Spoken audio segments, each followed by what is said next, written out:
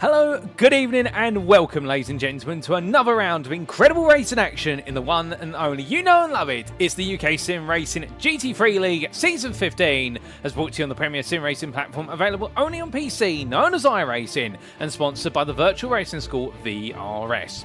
The scene is set as we roll away towards the conclusion of our 15th championship. It's round number 9 of 10 and we're here back in the United Kingdom for the Silverstone Grand Prix circuit. The home of British motorsport, this 3.66 mile circuit with its 18 corners is a circuit that is known for its origins as a Royal Air Force military base all the way back in the complexities of the Second World War. Now we say complexities because one of the things that have stayed with the circuit over the course of its extensive generational history is the fact that this circuit really does trace its way back to being an airfield origin circuit. Very little elevation change but plenty of corners thrown into the mix, and with it all, as it follows the old guidelines and runways of the Second World War airfield, is a circuit like no other that demands the ultimate command of high downforce setup. Indeed, as our drivers do battle here today and look to go for glory and potentially wrap up their championships for a round to spare, they'll need to have their wings set to maximum and carry as much apex speed as possible from quarter to quarter, because if they don't, they may find themselves languishing behind on the straight, of which there are many, and also come the charge to the final checker flag of this race, where you never know what could happen when every mile per hour counts. But who exactly will they count in the favour for? Well, we're here to find out tonight as we welcome you all to this live broadcast from circuit side. We say hello to you guys and girls, regardless of which of the two UK sim racing media channels you're tuning into. And of course, you can be catching this broadcast live either on Twitch at twitch.tv/UK sim racing. And welcome to you guys and girls tuning in via Twitch. Alternatively, you can be tuning in, like the majority of you seem to be, in the YouTube chat at least, and that is on YouTube at youtube.com and search for UK sim racing. And welcome to you guys and girls tuning in via YouTube, including Anstis Races, Ruben Berings, also to Edward Berry there, who loved the intro. Indeed, we absolutely love it. And it always gives me the shivers every time I see that Mercedes AMG Evo slice its way between the cars at turn number 3 at the Red Bull Ring. Indeed, you had to be there to see it live when it did happen, and goodness me, that was the era, and we'll regale that time another time. But stories are being made here today, of course, as we get ready to go racing, and we welcome you to a post-round broadcast. What does that exactly mean? Well, the racing you are going to see is not live. It occurred as of yesterday on Sunday, the 24th of August 2025, but we're presenting it to you as if it were live today, this Monday evening on the 25th of August. We do not know in the commentary booth what happens in the final practice session, which is currently ongoing, the qualifying session which is to follow, or alternatively in the race, which will be coming up afterwards. So therefore we do ask, if you do know what happens, no spoilers please in our respective chats, because we'll have plenty of people tuning in at home who may not know what happens. And of course here in the commentary booth we've done everything we can to potentially avoid any spoilers out there, and it's completely raw and new to us, and that's why we call it an as if it were live broadcast. It'll be as close as possible to the raw live product. But without further ado then, as we make our way into round number 9, where does the story stand and what have we got to expect over 2 remaining rounds? We start off by recapping our calendar, and as we can see, last time out in round number 8 we made our way back to the United States of America for the 3rd and final time this evening, and that was on the 17th of August, while drivers were all the way around the Elkhart Lake countryside circuit of Road America. And more of the stories, they were intriguing there, but we'll come onto the specific stories coming out of Road America in due course, but definitely one that has set up a couple of championships to potentially be concluded today if results go a certain way, whereas others now seem to be very finely poised. Indeed, there's very little in between it, and that's before you also consider the fact that we do have the ongoing Teams Championship, and we also have the Challenge Cup, which is coming towards its conclusion, because it is round number 4 of the UK Sim Racing Challenge Cup. And remember, all drivers who enter in the final 5 rounds of the championship are eligible to compete, whereby they score points within their class, and those points are totaled up, and whoever has the most points within their respective class, as they're matched against all their rivals across the different classes, that'll be the driver who takes home the Challenge Cup crown. Brand new to UK Sim Racing and a rarity indeed on grids in the sim racing world, indeed used to mirror Cup series that are based in the real world of motorsport there. A first for UK Sim Racing, we're very proud to do it. But of course, Silverstone lies ahead today, and after today, our conclusion round will be in Germany at Nürburgring across the Preisstrecke, and that'll be in round 10 of 10 on the 31st of August. Goodness me, I can't wait for us to get there, ladies and gentlemen. But before we get there, we've got to get through a thriller at Silverstone, and that does not undermine the fact that every round has absolutely delivered so far, and we are in for a treat today, I can assure you of that. But talking a little bit about our circuit then, well, we look to the Grand Prix circuit, and located near the villages of Silverstone and Towcester in the Northamptonshire county of England, the United Kingdom. Well, this circuit's synonymous with some of the most iconic circuits out there in the motorsporting world. And a big thank you to iRacing.com, not just to the simulator, but also the brilliant track maps that come with it. And well, this one definitely stands tall. And thankfully, it being the two-dimensional image, well, a very little elevation change here to boot. It really does feel like it's a two-dimensional circuit when you don't have the elevation gradients. But as the drivers roar the way around here. They'll make the way down the Hamilton Straight and in towards Abbey Bend at turn number 1. The fast sweeping right-hander giving way to the fast left-hander at Farm Curve before they make the way hard onto the brakes at Village Hairpin at turn number 3.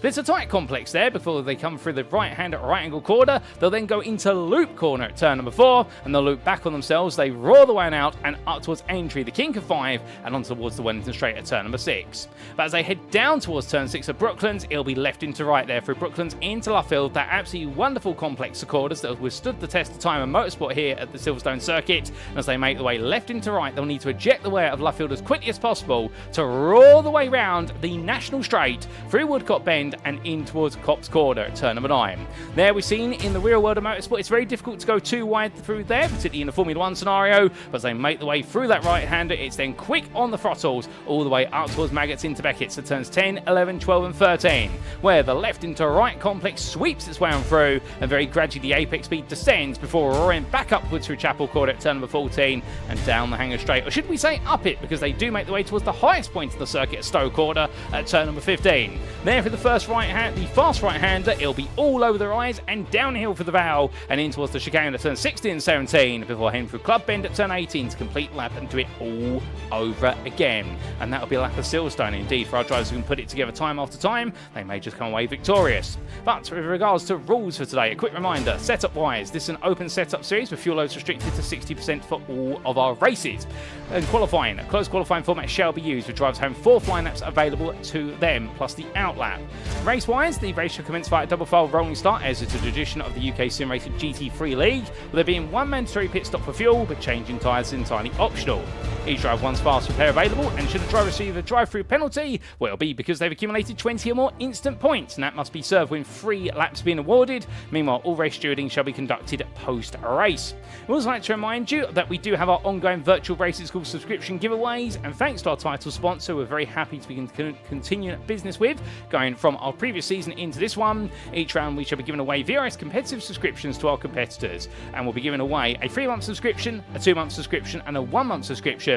And any driver who takes to the grid for the given round, including tonight, shall be eligible to enter the raffle draw for each prize, as long as they have not won it previously. And we'll be doing the raffle draws as soon as the racing concludes live on broadcast this evening. But that's enough rules, regulation, giveaways, and everything in between. We're all here for the racing, so let's make our way back to the circuit side and regale you with our schedule for tonight. Times in British Summer Time as BST, or Universal Coordinate Time +1 at UTC +1. And as we can see, in just over 5 minutes' time, we'll be making our way into our penultimate qualifying session, 10 minutes in duration, at 8 o'clock this evening. All our drivers out there in the closed qualifying format looking to set their best possible time before they make their way to the grid for our 60-minute feature race, which is scheduled to get underway at around about 8:10 this evening. It's a cloudy day here at Silverstone. Indeed, it does seem as though the UK sim racing clouds have descended over the circuit. That being a running joke, of course, between the admins and the drivers, and the fact there do seem to be a lot of clouds when it comes to our racing lobbies, but the clouds are not going to obscure the brilliant racing we expect here. And with an ambient temperature of 90 degrees centigrade and a track temperature of a low 22 degrees centigrade, we do have quite prime conditions for going racing, and it definitely will be the case where we'll get to see many of our drivers give it their utmost today, if they weren't already planning to, but the circuit will really feel rewarding. But as our drivers continue to roll their way around, we do say hello there to Daz Sharples in the YouTube chat. Good evening to you, Daz. I hope you're doing well. And well, for those who haven't said hi, don't be shy. Feel free to say hi if you so desire, because we don't bite here. The only biting you'll see in our racing is on those carbon ceramic brake discs, of which they'll be going red hot by the end of the racing.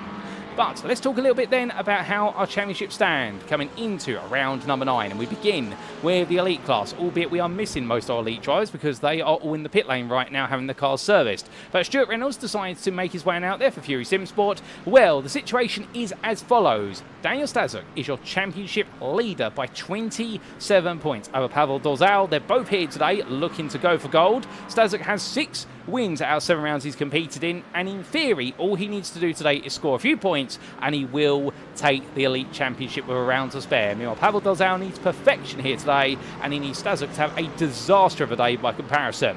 So that's going to be the big theme at the very front of the field, but you do have to keep in mind we have plenty of familiar names here in the elite class, so we'll be looking to mix things up, even though they're not eligible to try and take the Drivers' Championship in the elite class, including the likes of Austin William Campbell, or Mr. AWC, as he's known amongst the community, and as the Effect Simulations Mercedes drivers does make his way into turn number 1, he can always be counted on to throw a spanner in the works because he absolutely loves going for gold. But as he rolls wound around, and we also see Solpec Precision Racing's Mercedes of Tobias Kruken here. Well, Tobias being one of the strong drivers of the season, he hasn't been the fastest out there, but he's definitely proven to be one of the most ferocious out there when it's come to racing, and I mean that in a complimentary fashion for the simple reason he's provided us with some incredible entertainment. Indeed, many of you may remember his brilliant battling at VIR, which was only cut short due to the fact in the end there was a drive-through penalty awarded to one driver, if my memory serves me correctly. But Tobias Kruken will not give up all the way to the very end of the season because he's hunting down a top 3 in the Elite Drivers' Championship. Now it's talking about the Elite. What about in the Pro Class? Well, in the Pro Class, back-to-back wins for this man from Track 6 Racing, Daniel Shillcock, means that both he and the team are looking good in the Drivers' Championship and also in the Team's Championship. He is closing the gap to Ruben Berings, and he's closing it quickly. The gap is now down to 9 points, and well, in theory, neither driver can walk away with the Championship crown today. It will, unless there's a huge bend in the results. If Daniel Shillcock was to have a nightmare day and Ruben Berings was able to absolutely have a perfect day, that is the only scenario in which we would potentially see the Championship be concluded before we get to the Nürburgring in a week's time. So therefore, can Shillcock close the gap a little bit further and put himself on a level footing going into the finale? That's the question we're wondering, because he now puts himself only a 10th behind Ruben Berings in his practice times with a 58.380.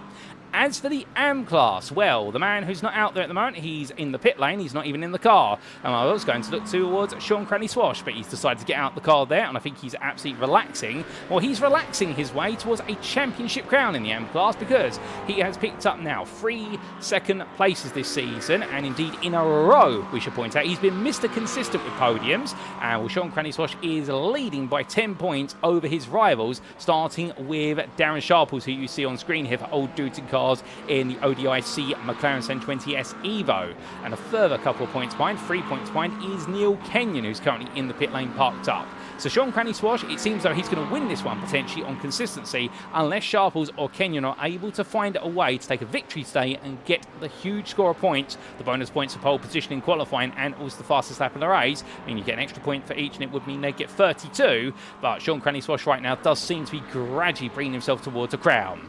As for the rookie class, well, there it's a little bit different because you have plenty of rookies out there looking to go for the spoils, including Richard Jones and also Darian Jacobelli, but they're not eligible to quite compete for the championship crown because the points have gone against them earlier on in the season. And we do have a 2-horse race at this point between Alistair Murray, whose advantage has been slashed to 9 points after a nightmare day at Road America. He's currently parked up in the pit lane waiting to go, and here you can see him, albeit he's a little bit camera shy, please forgive him, but he's parked up, and his main rival is BJ Alvarez, who sadly isn't here today. And well, that means that effectively right now all Alistair Murray needs to do is get a reasonable point score and he may seal the rookie crown with a round to spare. That's not the way we normally want to see it happen. That's sometimes the way it goes, but Alistair Murray still has the pressure he's got to deliver. But without further ado, ladies and gentlemen, that's a recap of the Drivers' Championships. It's time for us to enter qualifying. Who's going to be on pole? Let's find out.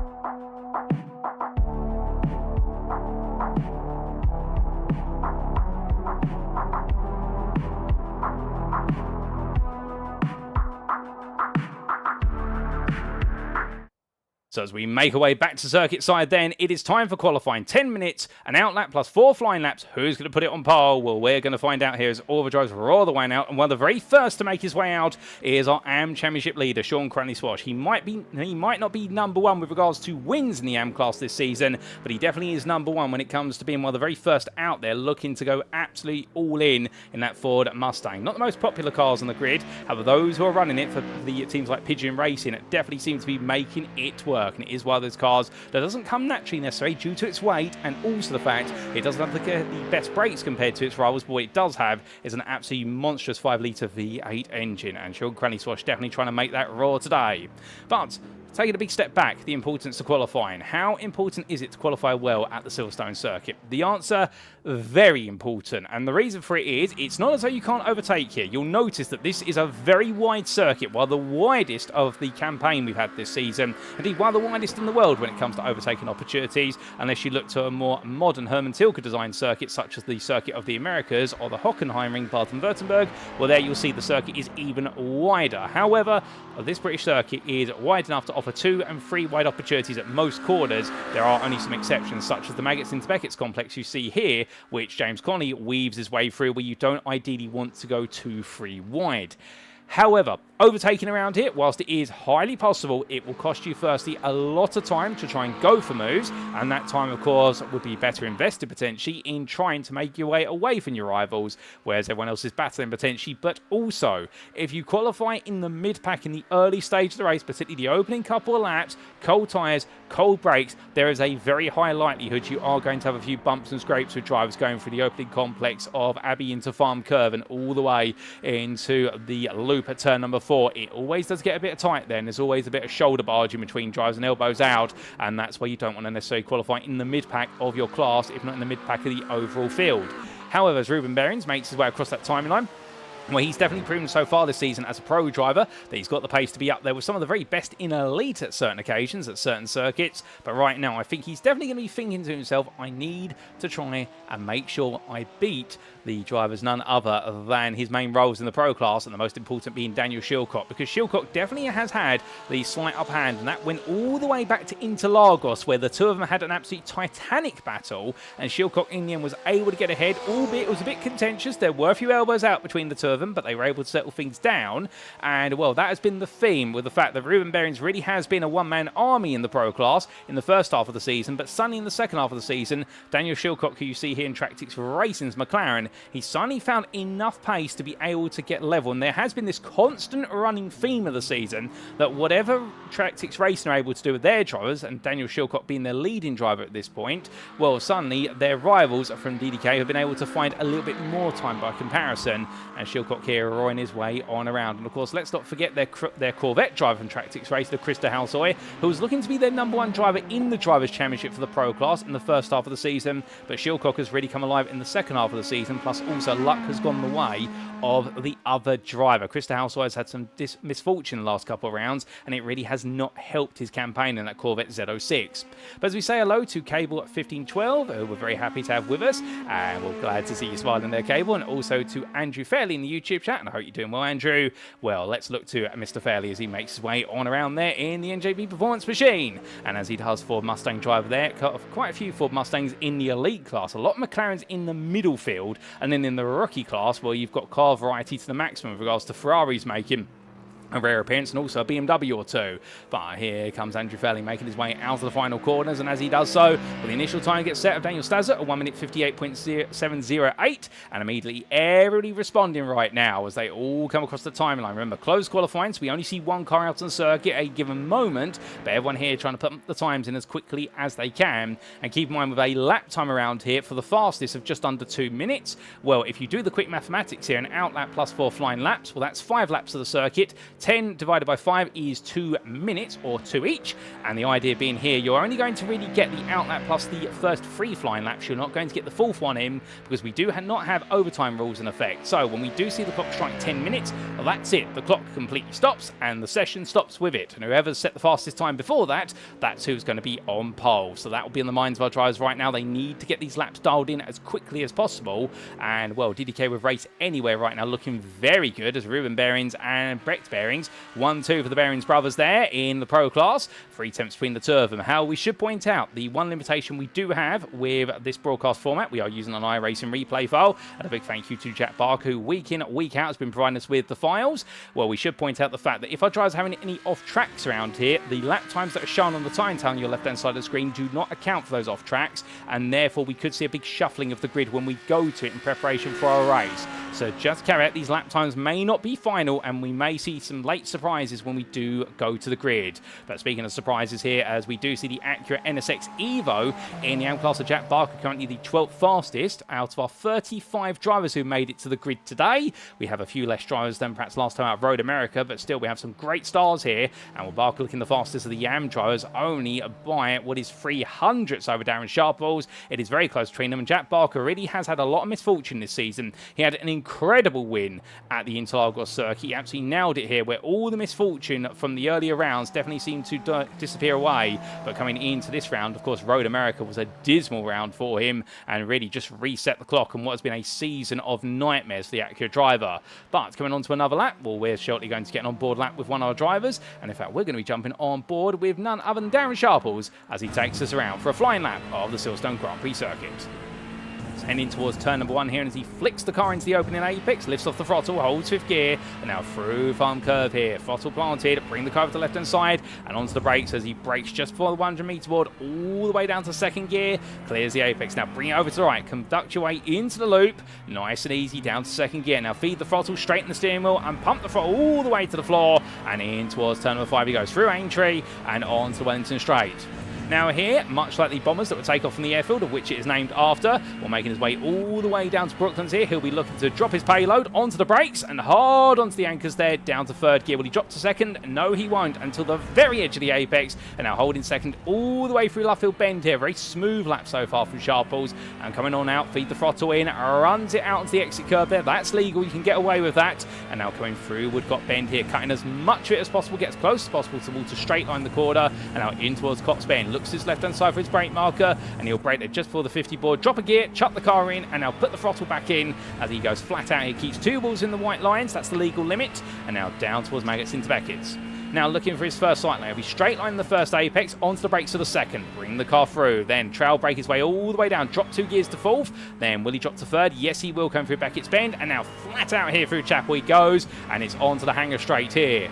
But as he powers his way along, going underneath the bridge, which enables spectators and mechanics to get to and from the circuit, we're going up towards Stowbell End, and as he does so, we'll look to the left-hand side and braking at the 100 meter board, where he's going to drop 2 gears here, drop a 3rd in fact, onto the apex, and now flat out all the way here as he rolls his way down towards the Vale, and as he does so into the chicane, onto the brakes there, 100 meters from corner apex, down to 2nd, got to avoid letting the car go too deep. He's gone quite deep, that's going to cost him his line. You can see Sharples there hesitating to get the throttle on, knowing he was very tight to the turn 17 apex, and that'll just compromise lap a little bit. Still, for the most part, a good lap there from Sharples, and a 59.421. He'll be pleased with that, but he will be gutted at the fact that will be his last flying lap, and well, his run through turn 17 cost him there the best part of 1.5 tenths, and with that he could have been on AM pole position provisionally, because he's not too far for Nathan Anstis, who's gone the fastest of the AMs there in 15th place on a 1 minute 59.22. So all of the drivers here continue the way on the through, but right now definitely getting to the right crescendo point as Daniel Shillcock moves up to 14th overall,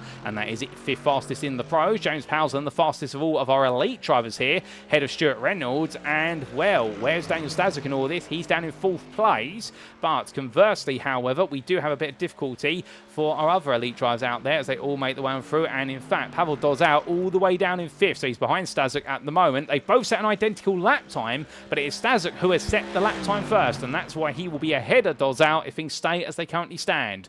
But as all the drivers are all the way around, we say hello to Sir Bottlejob, also known as Jack Barker there in the YouTube chat, who puts himself down a little bit by saying that replay is the only thing you can do. No, Jack, you can do a lot more than that. I definitely know you can. I think we all know you can, but understandably, the frustration of the season has definitely got to you, like it would to anybody who's had a season as frustrating as your own. Well, as we do see Alistair Murray making his way on around there, and Daz Sharples acknowledging the fact he blew things in the last couple of quarters in the YouTube chat. Well, right now it's looking as though Richard Jones for Slow and Steady Racing might be the pole sitter for the rookie class, because Alistair Murray, with 10 seconds left on the clock, he's not going to finish this lap in time. Nobody's going to finish their current laps out there. They'll come close. Tobias Crooked, in fact, might just squeeze in a lap here. This is going to be very tight. Will he get to the line? Dolezel does, but not for Kruken. And that is qualifying complete, ladies and gentlemen. Let's head to the grid and see how they all line up for round number 9 of the championship. So as all the drivers make the way to the grid, this is how they line up then for round number 9 of the UK Sim Racing GT3 League Season 15, as brought to you on iRacing and powered by the Virtual Racing School. James Powell takes pole position for Paceworks Esports for a 1 minute 57.875, a staggeringly quick lap there in the 786 Mercedes. He's joined on the front row by the man who crept in a full flying lap right at the end of the session, Pavel Dolezal for Paceworks Esports. It's a 1-2 for the team. And that is the lap that Dolezel needed, because right now he needs to win today. He needs the maximum possible points. Stuart Reynolds will start on the second row of the grid for Fury Simsport. A good lap there from the Ford Mustang driver, and we're not too far off the top pace. Andrew Fairley joins him. It's 2 Mercedes followed by 2 Fords. It's a V8 lockout of the first 2 rows of the grid. And behind the NJB Performance driver, we'll then have Daniel Stasuk in the Acura for NJB Performance. He knows all he's got to do today is finish the race and get some points from it, and he will be your champion-elect going to the Nürburgring. He will be in the company of Alberto Grilli for Effect Simulations in his McLaren, and we'll keep an eye out for the mid-engine rear-wheel drive runners on that third row of the grid. Behind the Briton, it will then be the Belgian of Ruben Berings for DDK with Race Anywhere. An important qualifying pole lap there, striking back when Tractix Racing have really got the upper hand in the last couple of rounds. He's on the fourth row of the grid in the company of James Armstrong for Brabham Motorsport. Tobias Kruken for Solpec Precision Racing. He starts 9th today ahead of Krista Halsoy. Well done to the Norwegian driver. It's been some time since we've seen him be inside the top 3 of the Pro class, indeed inside the top 10 overall, but he's done it today, and a good effort there in the Corvette. On row number 6, best of the rest in 11th, it's Niels Bacage for NJP Performance. He will be in the company of Brett Behrens there for DDK with Digital Motor Art. We then have on row number 7 the combination pairing of none other than Austin William Campbell for Effect Simulations, and he will be in the firm company of Casper Brotner for Old Dudes in Cars. Behind the Danishman, we'll then have the Briton of Daniel Shillcock, who hasn't qualified well today. He'll be gutted about that one for Tractix Racing, but conversely on Ampol, he'll be very happy about this. Nathan Anstis, who starts 16th for UK Sim Racing Hill. Then on row number 9, it's going to be an Ampere. It's Daz Sharples for Old Dudes in Cars ahead of Jack Barker for Made for Racing. So close between the two of them there. With Niel Kenyon and Rob Windsor for UK Sim Racing Price and Stewart, the two sister teams, completing your top 20. Outside the top 20, let's not forget about them. It's Nathan Foster ahead of Sean Cranleigh-Swash for the Pigeon Racing driver, knowing he doesn't need a miraculous one today. He's going to be in the company of Hendrik Zilka for Venari Racing ahead of Xander Hill for Tiki Simsport. We're Ryan Davies and Richard Jones there completing your run to 26th, and Jones taking that 26th spot for Slow and Steady Racing.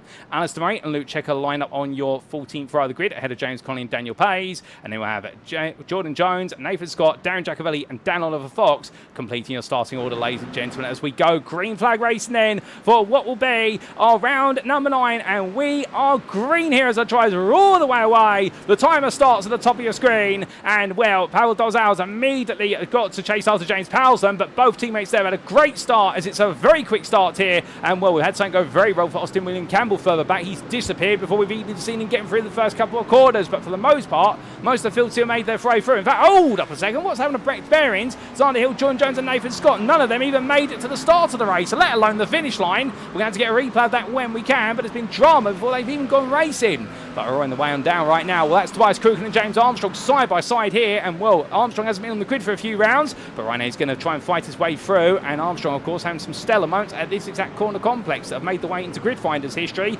Well, definitely check out the Gridfinder Commentators competition, because there's some racing between him and Austin William Campbell that is now Twitter famous. But as they roar the way out to turn number 7 up towards 8 at Woodcock Bend, well, Tobias Kruken there falling behind James Armstrong, but we can see there, well, Pavel Dolezal under a bit of pressure from Stuart Reynolds, and James Powelson, meanwhile, is already trying to run away with this. But all these drivers together still, and in the AM class, here's Niel Kenyon looking for a move on Jack Barker. Too wide they go into Cox Bend. Barker there just keeps it nice and wide, runs a bit wide in terms of running out of track limits, but to be fair, he'll get away with that, and Niel Kenyon lets him retake the place in front, knowing that the two will not be doing battle into Maggots, into Beckett, some cold tyres this early on in the day. But weaving left into right and such forth as they come down in towards Beckett, and as they do, well, Kenyon's going to try and strike back. Well, from these drivers, well, further back, Darren Giacovelli's had a decent start. He's gained 2 places in rookie. He's moved ahead of both Jordan Jones and Dan Oliver Fox. Luke Checker as well has had a nightmare start to this race. Indeed, we definitely need to get a replay of what happened to several other drivers before they even made it to the green flag line, because I think they all got caught up and it was a big shunt before we went green flag racing. But we will get a replay of that when we can. But right now, as all the drivers come on through, well, things are definitely calming on down. I say calming them down because, of course, it is always the proverbial calm before the storm here in any UK sim racing series, because these drivers don't give up. They normally calm it down for 5 seconds and then suddenly it erupts back to life. But after one lap of racing, it is James Powelson who leads, elite and overall, ahead of Pavel Dolezal. It's a Paceworks Esports 1-2 still. That's how they qualified. Stuart Reynolds holds third ahead of Andrew Fairley. It's the 2 Ford Mustangs together, but 2 different teams. We then have Daniel Stasuk, who started 5th. That's where he currently is, ahead of Alberto Grilli. And then Ruben Berings, your pro pole sitter. He's still there at the moment. He's got 3 elites between himself and the next pro driver. And you see James Armstrong, Tobias Kruken and Niels Bocage complete the elite trio. We then have Krista Halsoy, best the rest in 11th there, ahead of Daniel Shillcock, the two teammates working together, with Kasper Brotner in 13th, ahead of this man, Nathan Anstis, the pole sitter in the AM class. Well, he's gradually breaking away as we have lost Jack Barker, who we're just going to with Darren Sharples and Niel Kenyon getting closer together. So Barker's had a nightmare into lap number 1, I believe. He's had a nightmare going into Abbey at turn number 1, coming into this lap. And meanwhile, in the AM class, in the rookie class, I should say, Richard Jones right now, well, he's leading the best part of 4 seconds ahead of Darian Giacovelli, who's found his way past Alistair Murray. So Giacovelli right now is on a charge, and Alistair Murray running wide there, Barker with him. I wonder where these two drivers have perhaps stubbed on each other's toes, metaphorically speaking. They've both come into contact, so had a bit of a moment as we're missing a front bumper for Nathan Foster. That weight reduction definitely not going to help him on the straights for the amount of aerodynamic drag it's going to cause. Well, we've got Niel Kenyon battling there with Sean Cranleigh-Swash. A swap of the places there coming through Maggots. And, well, that is going to be Cranleigh-Swash now up into 3rd place in the AM class. And Niel Kenyon all out of sorts here as he goes left into right through the complex. And, well, an absolute nightmare moment there. The car weaving left and right, but understeer plenty. And I think with Sean Cranleigh-Swash coming charging into the scene of the two of them, that might explain why Kenyon was out of position there, because that wasn't a normal racing line. I think he might have been slightly stirred, slightly stirred if not shaken. But now he's got to try and stir himself back to a bit of battling, and we will see what he can do. And as these drivers come down, well, without further ado, ladies and gentlemen, we're going to get a replay of some of the moments that have happened so far in the early stages of the racing. And, well, we come back to what happened to Austin William Campbell right at the start.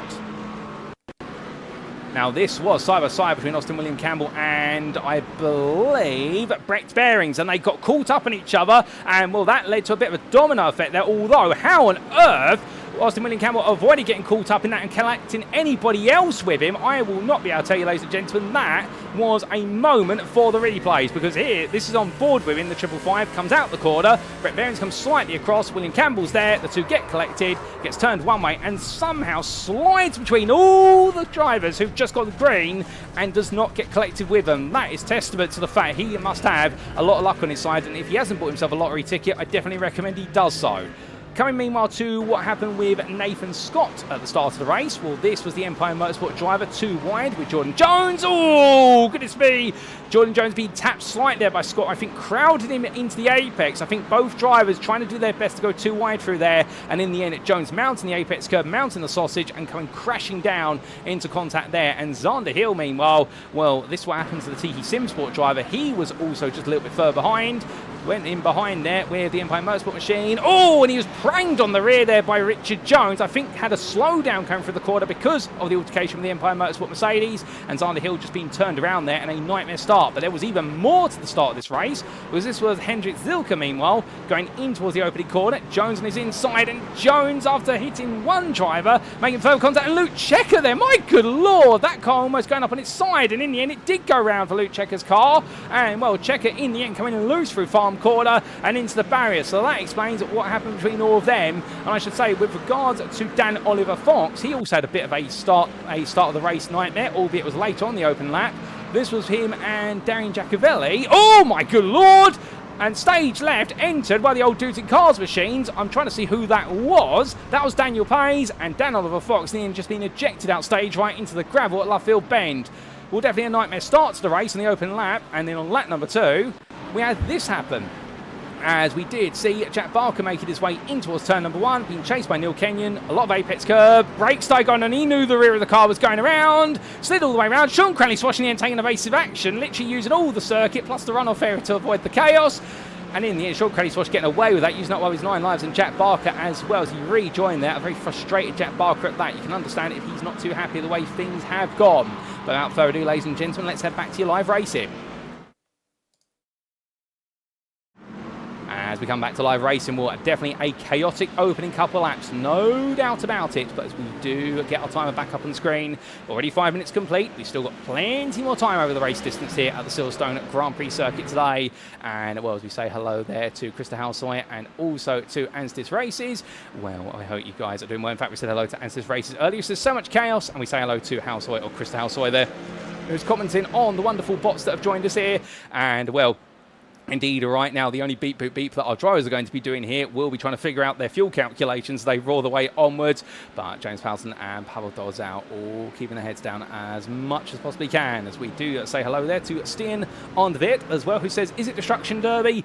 Not quite, but I can understand why you'd feel that way. Definitely a very chaotic start to the race, no doubt about it, but still things will calm down from this point onwards, and it always does seem to be the way that sometimes things do not quite work out when they're meant to, and when they do work out when they're not meant to, well, Sean Cranleigh-Swash definitely getting away with a very near miss with Jack Barker going sideways on the second lap. But as we do get the opportunity to take a bit of a breather, all drivers do seem to be now starting to calm down into a bit more stable running, at least for now. Although sadly, with what's happened, we have lost the three drivers of Zander Hill, Luke Checker and Austin William Campbell. So we are down from 34 starters now to 31 runners. And well, we've still got a long way to go here. But of course, all the drivers will be settling in for a long ride as Jack Barker now looking for an opportunity to try and pick his way past Darian Giacovelli. This will be for 23rd overall. It won't be for AM position, but at this point I think the made for racing driver here will just be gritting his teeth and hoping he can make something out today as he goes up the inside there. Classic move in towards Village Bend. Giacovelli gives him all the space to breathe, and in the end Barker makes one place. That's going to be the first of many here on his redemption arc, as he's currently 7th in AM, and his next target is Nathan Foster, a pro driver, and then he will be hunting down 6th place AM driver of James Connolly, and I'm sure there'll be some fireworks there because the two of them have become long-term rivals, and they've got a rivalry that dates back a year and a half at UK Sim Racing in their respective classes.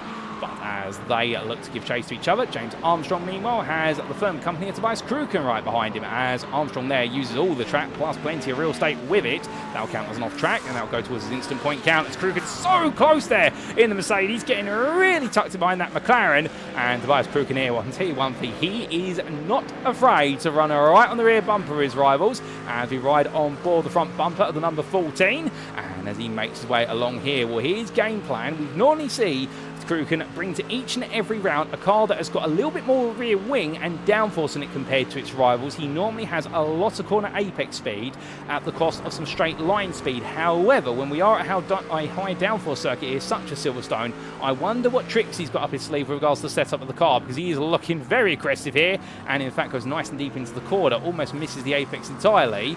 But I'd say the rearward brake bias he's running this Mercedes is compensating for the fact he's being very aggressive on the front end.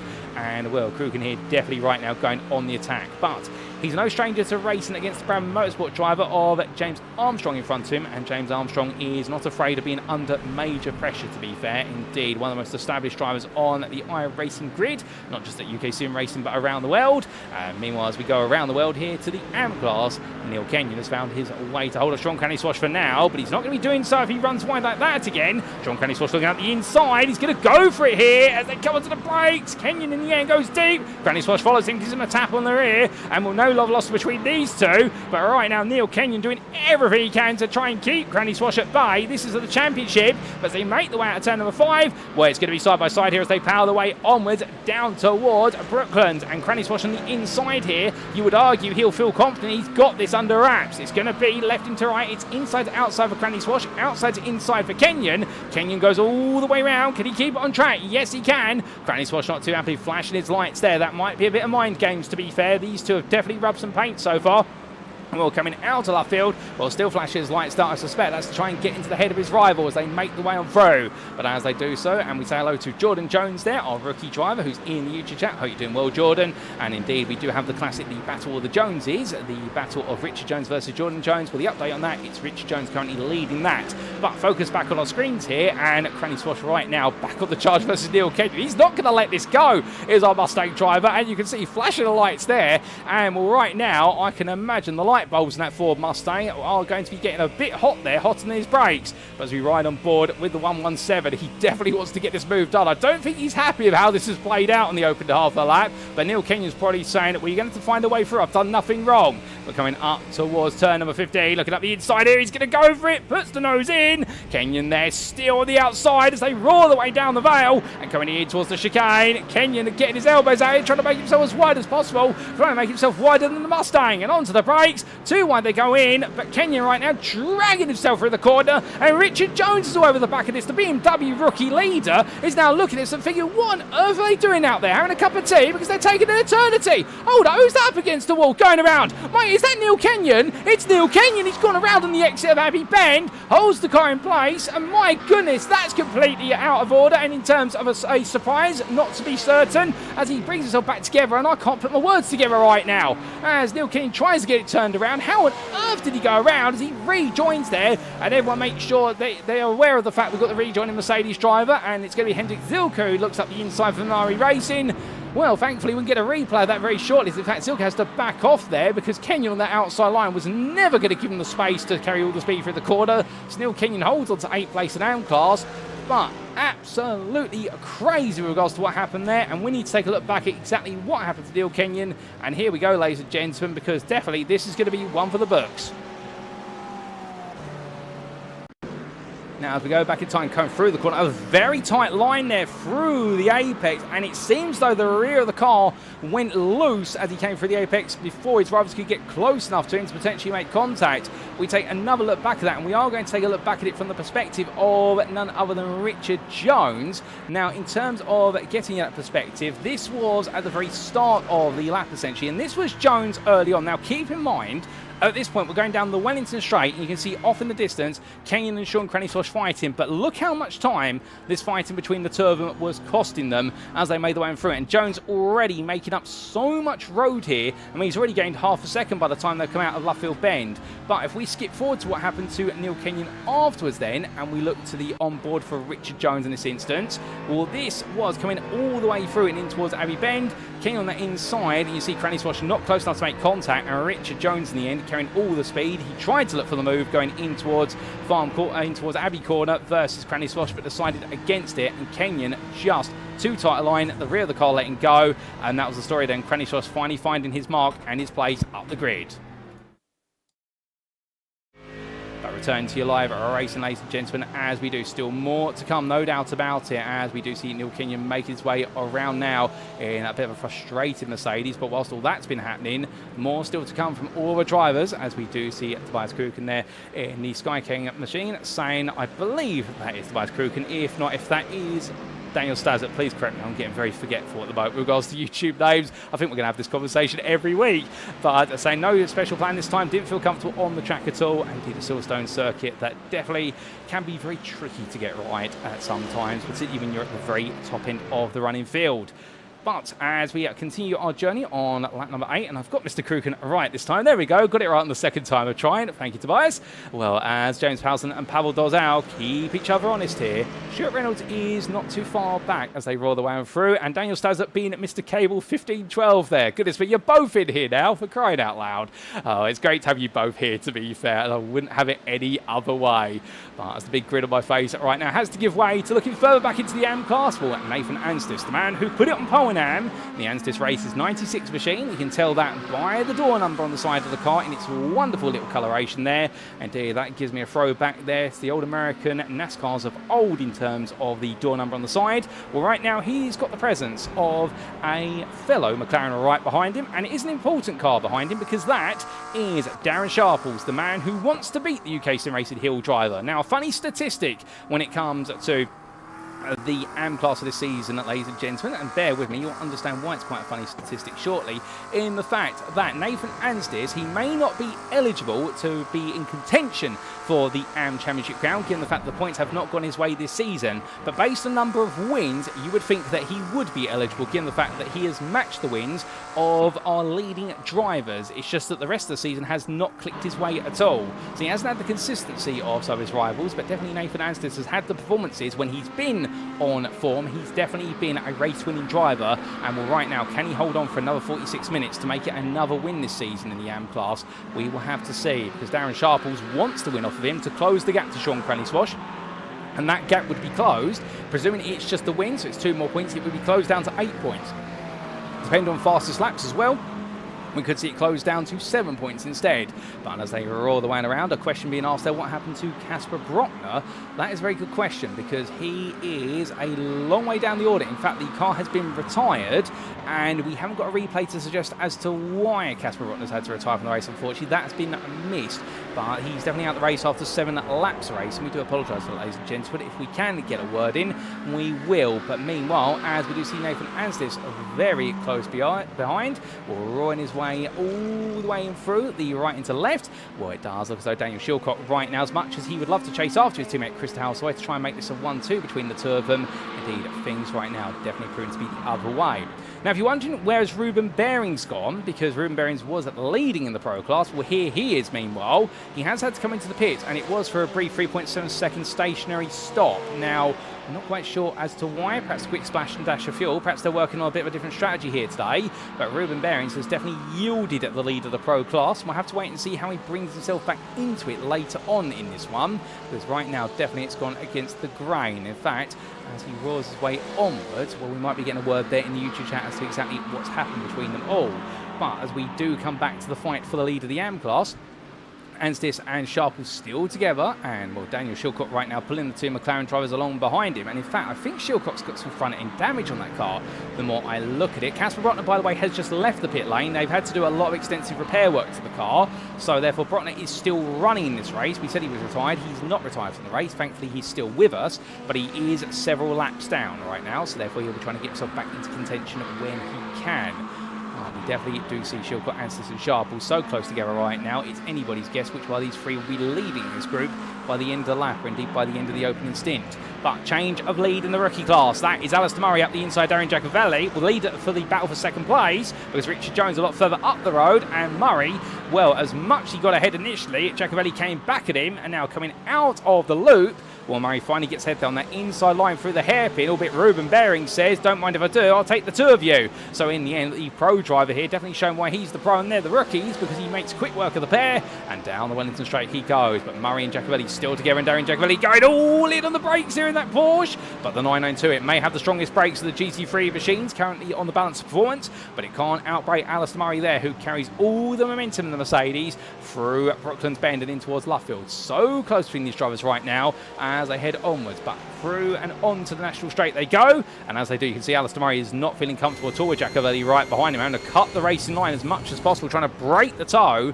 as we ride on board here with the Swaziland Gold driver as he comes out of the right-hander at turn number 9, and onwards he goes towards Maggots into Beckett. And Darren Giacovelli definitely has improved over the season. When you think back to the first couple of rounds he performed in, where he was a sizable, the best part of 1 to 1.5 seconds off the pace of the leaders, and well, in the rookie class he is very gradually improved, and right now he is hunting one of the leaders of the rookies, and well, it definitely goes to show, and good on the number 30 driver. He's really done a fantastic job of improving over the season, but that's what the rookies are here to do. That's what it says in the class name, and the fact they really are the least experienced out there and the lowest on pace, and the expectation is they will gradually improve and become AM drivers one day. But through the right hander he comes, and down the hill, runs a bit wide out there, but they're all using the extra bit of roll-off area there, but they've got to be careful because that will be counted as an off-track. Well, Darren Giacovelli here staying nice and close to Alistair Murray, who definitely struggling in those heavy braking zones. That Mercedes understeering aggressively, and Giacovelli meanwhile gets the better apexes, but it's on the straight. You can see where that Mercedes just pulls away in the traction zones, and particularly as it gets to 4th and 5th gear, opens up the gap a little bit more, and Giacovelli here just being made to wait in the hunt for second place in rookie. Going all the way towards another lap for them. Well, time continues to trickle away, and as it does so, well, from towards the back end of the field, we make way all the way back up to the front of the field, and our top three are keeping each other absolutely honest at the moment. With Stuart Reynolds there, the driver from Fury Sim Sport, staying right behind Pavel Dolezal and James Powsland. Now, we do have to wonder strategy-wise what's going on here, for the simple reason that these three are all running together, and the normal theme we've seen is that when it comes to the elite class, the one driver you can never count out, he seems to have a magical way of making the fuel tank and the tyres working as Acura. Daniel Stasuk, he doesn't matter where he's leading the race or the best part of 5 seconds down off the leaders, he will find a way with the race distance, A, to close up to leaders, and B, somehow still save fuel compared to everybody else. Now, we have had the stewards out there several times to look at the car, look it over and make sure he hasn't strapped an extra reserve of fuel into the car that we're not aware of, and we can promise you that his car is entirely legal. But right now Stasuk is only 6.1 seconds off of the leaders, and that means that right now he's definitely been attacking distance when it comes to fuel considerations for the pit stops. Wait and see what's going to happen there, whether he can close the distance anymore, because our top three are definitely pushing each other onwards at the moment, and Stasuk's got the growing presence of Alberto Gravilli behind, the Effect Simulations McLaren driver, really right now keeping an honest eye between the two of them over this 5th place battle. Through the right, in towards the left they go, and Gravilli here close, but not really close enough to make an impression. Further back, Niels Kenyon had a nightmare start to the race, and you can see that with the battle scars on the front end of that Ford Mustang. He got caught up in some of the chaos in the open laps, of which we are being informed, as we've seen in the YouTube chat. There was a major incident early on between Casper Rotner and several other drivers as well, and, well, we have missed that one, sadly, and that would be an explain as to where he's disappeared to, and it might explain why we've got some wounds on the front of the NJP Performance Mustang here, but Niels Kenyon has definitely had a bit of a difficult day in the races, and he's just trying to get things back together, and he's trying to get to that pit stop, of course, where you have the opportunity to repair the car. He doesn't want to go into the pits yet, because to do so would be essentially to put himself on a 2-stop strategy, and the races all the way through the season have been 1-stop races. There's no real expectation to make a 2nd stop here. The races aren't long enough, and the fuel tank is set such that you're not expected to do a 2nd stop. But roaring his way down towards Brooklands Bend, he finds himself caught between the AM driver James Connolly in front and the Pro driver Nathan Foster behind. And right now, definitely a bit of a challenging drive. And between them, he does have, of course, Casper Brotner, who's a lap down, tucking right onto the back of him, and right now trying to use him as a little bit of a pace car. But from them, we come back to the fight for 9th place overall, and this is your Pro 2nd place runner, Daniel Shillcock, ahead of Nathan Anstis and Darren Sharples. And well, these three, they're literally still nose to tail. They've been like this now for the best part of 4 laps, and no driver here yet wilting. And I wouldn't be surprised if we do see that Darren Sharples might be trying to do a lot of fuel saving behind Nathan Anstis. I wouldn't be surprised if Nathan is thinking of doing the same off the back of Shillcock here. Both drivers will try and make the most of this. They'll lift and coast into the braking zones, either they take their foot off the throttle or just ease it off the throttle a little bit, about 25 to 30 metres before the normal braking zone, just to save some fuel. And in doing so, they can sometimes give themselves, if they do it for long enough, an extra lap in the tank. Alternatively, they'll just come into the pit lane and they need to take on less fuel by default, and it can save them sometimes over a race distance the best part of 3 to 4 seconds worth of pit stop time. And 3 to 4 seconds here, when the margins are this close, can be the difference between victory and you finishing in 2nd place. We've seen that time and time again in the Elite and the Pro classes over the season. But right now in the AM class, Nathan Anstis and Darren Sharples may be articulating that as well. And many of you may remember in earlier seasons of the GT3 League, we've had some incredible strategic moments, with the one that always stands out in my mind being the Season 9 finale between Cy Anthony and Sam Congreve at Road Atlanta, where it was the battle of the 3-stop strategy versus the 2-stop in the 90-minute endurance round. But still, coming back from old recollections to the present now, well, the present now I should say, we come to Daniel Stasuk, who still has Alberto Gravilli close behind, and in fact Stasuk may be a bit vulnerable here as we ride aboard, looking down over the front of the Effect Simulations McLaren, in the fact that these two now are 7 seconds behind the leaders at this point. They're going up backwards, not forwards, and Gravilli here close. But let's just listen in. Is he, well, in fact, we'll listen in come the end of the hangar straight. Is he doing fuel saving behind, or is he right now seriously considering about trying to make a move happen? Well, they roar the way outwards. Gap is 3 tenths. They'll start to build up time on each other here, and Gravilli will get closer and closer, but let's listen to that engine. Slight lift off there, about just below the 150 metre board, but not a huge lift off. So I think he's trying to save a little bit of fuel where he can, but there's not really enough of an opportunity. I think it might just be the situation whereby perhaps they haven't got the pace here today to stay with the leaders, because that gap is gradually creeping open little by little. But we'll see what happens. But as the drivers all head on through, well, we do say hello there to James Powsand in the YouTube chat, and I believe already the running banter is ongoing as we see James Powsand out on circuit. The running conversation ongoing with regards to the fuel tank in Daniel Stasuk's car and how legal it is and whether there's any hidden fuel tanks in there. And it was absolutely brilliant to see. It's great to see you all keeping it so civil and humorous between each other. But off camera into the pit lane, as I look out my commentator booth window, has come Nathan Anstis on the lead of the AM class. So he releases the AM lead to Darren Sharples. We are definitely into the pit stop window here, and Anstis is being serviced. When will he be back out on circuit? That will be the question. Well, here's pit stop time in the end, as we do know he's stationary at the moment. I don't think it's going to be too long, given the fact that we're not expecting too much fuel to go back in the cars, but we will keep you abreast of that because it will be the margin to beat for Darren Sharples when he comes into the pit lane eventually. As we see Pavel and Dolezel and Reynolds pushing each other onwards, well, these top three definitely have gone off into the distance, and it's 3.5 seconds before you get to a very lonely Andrew Fairley for NJB Performance here, who are right now holding at this 4th place and not really seeing any sight of getting closer to the top 3, nor is he being reeled in by his teammate Daniel Stasuk behind. As for Nathan Astis, he's completed his pit stop. He's back out on circuit. Here he is, a stationary time of just shy of 19.5 seconds. And, well, he'll be happy with that one. A decent pit stop. And now he'll be hoping to go a little bit deeper into this race and potentially return to the lead. And we'll have to see whether Darren Sharples responds at the end of this next lap. But as the strategy now starts to enter the foray, one driver we haven't really talked about is none other than Empire Motorsports privateer of Ryan Davies in the Mercedes AMG Evo, and will roaring his way onwards here in towards what will be Maggots into Beckett. He's currently 3rd of the pro drivers out on circuit. He's got Sean Cranleigh-Swash, the AM 2nd place driver, running close behind him, and right now Ryan Davies just trying to keep his head in the right place. He has gained 5 places in Pro Class since the start. He started all the way down in 8th from the class and all the way down in none other than 25th on the overall grid. So Ryan Davies has been one of the biggest gainers in all the chaos, carnage and confusion. And, well, of the 3 Cs, well, he's definitely put it together so far. And, well, can he carry on here for what would be a podium? And it would be a rare podium of the season for him. Into the pit lane, meanwhile, comes Daniel Shillcock from the lead of the Pro Class then. He tiptoes his way on the limiter. And as he does so, Krista Halzoy takes the lead of the Pro Class for the time being. And, well, the Corvette Z06 driver here, he'll be happy to be back in the lead. It'll feel as though this is a bit of a foreign space to him, given the fact that he's always been the bridesmaid, never the bride when it has come to Pro Class wins this season, compared to his teammate Daniel Shillcock and also to their main rival of Ruben Berings. But right now it feels as though this is a prime opportunity to potentially just bring a surprise on his teammate, albeit I wonder whether they've perhaps had a conversation with regards to the concept of the championship and whether Daniel Shillcock, if it's the two of them together and there is no threat of Ruben Berings being close, whether they do decide to swap the places and give the driver Daniel Shillcock the prime opportunity to take the maximum possible points to the Nürburgring. We'll have to see what happens towards the end of the race. That might be a consideration.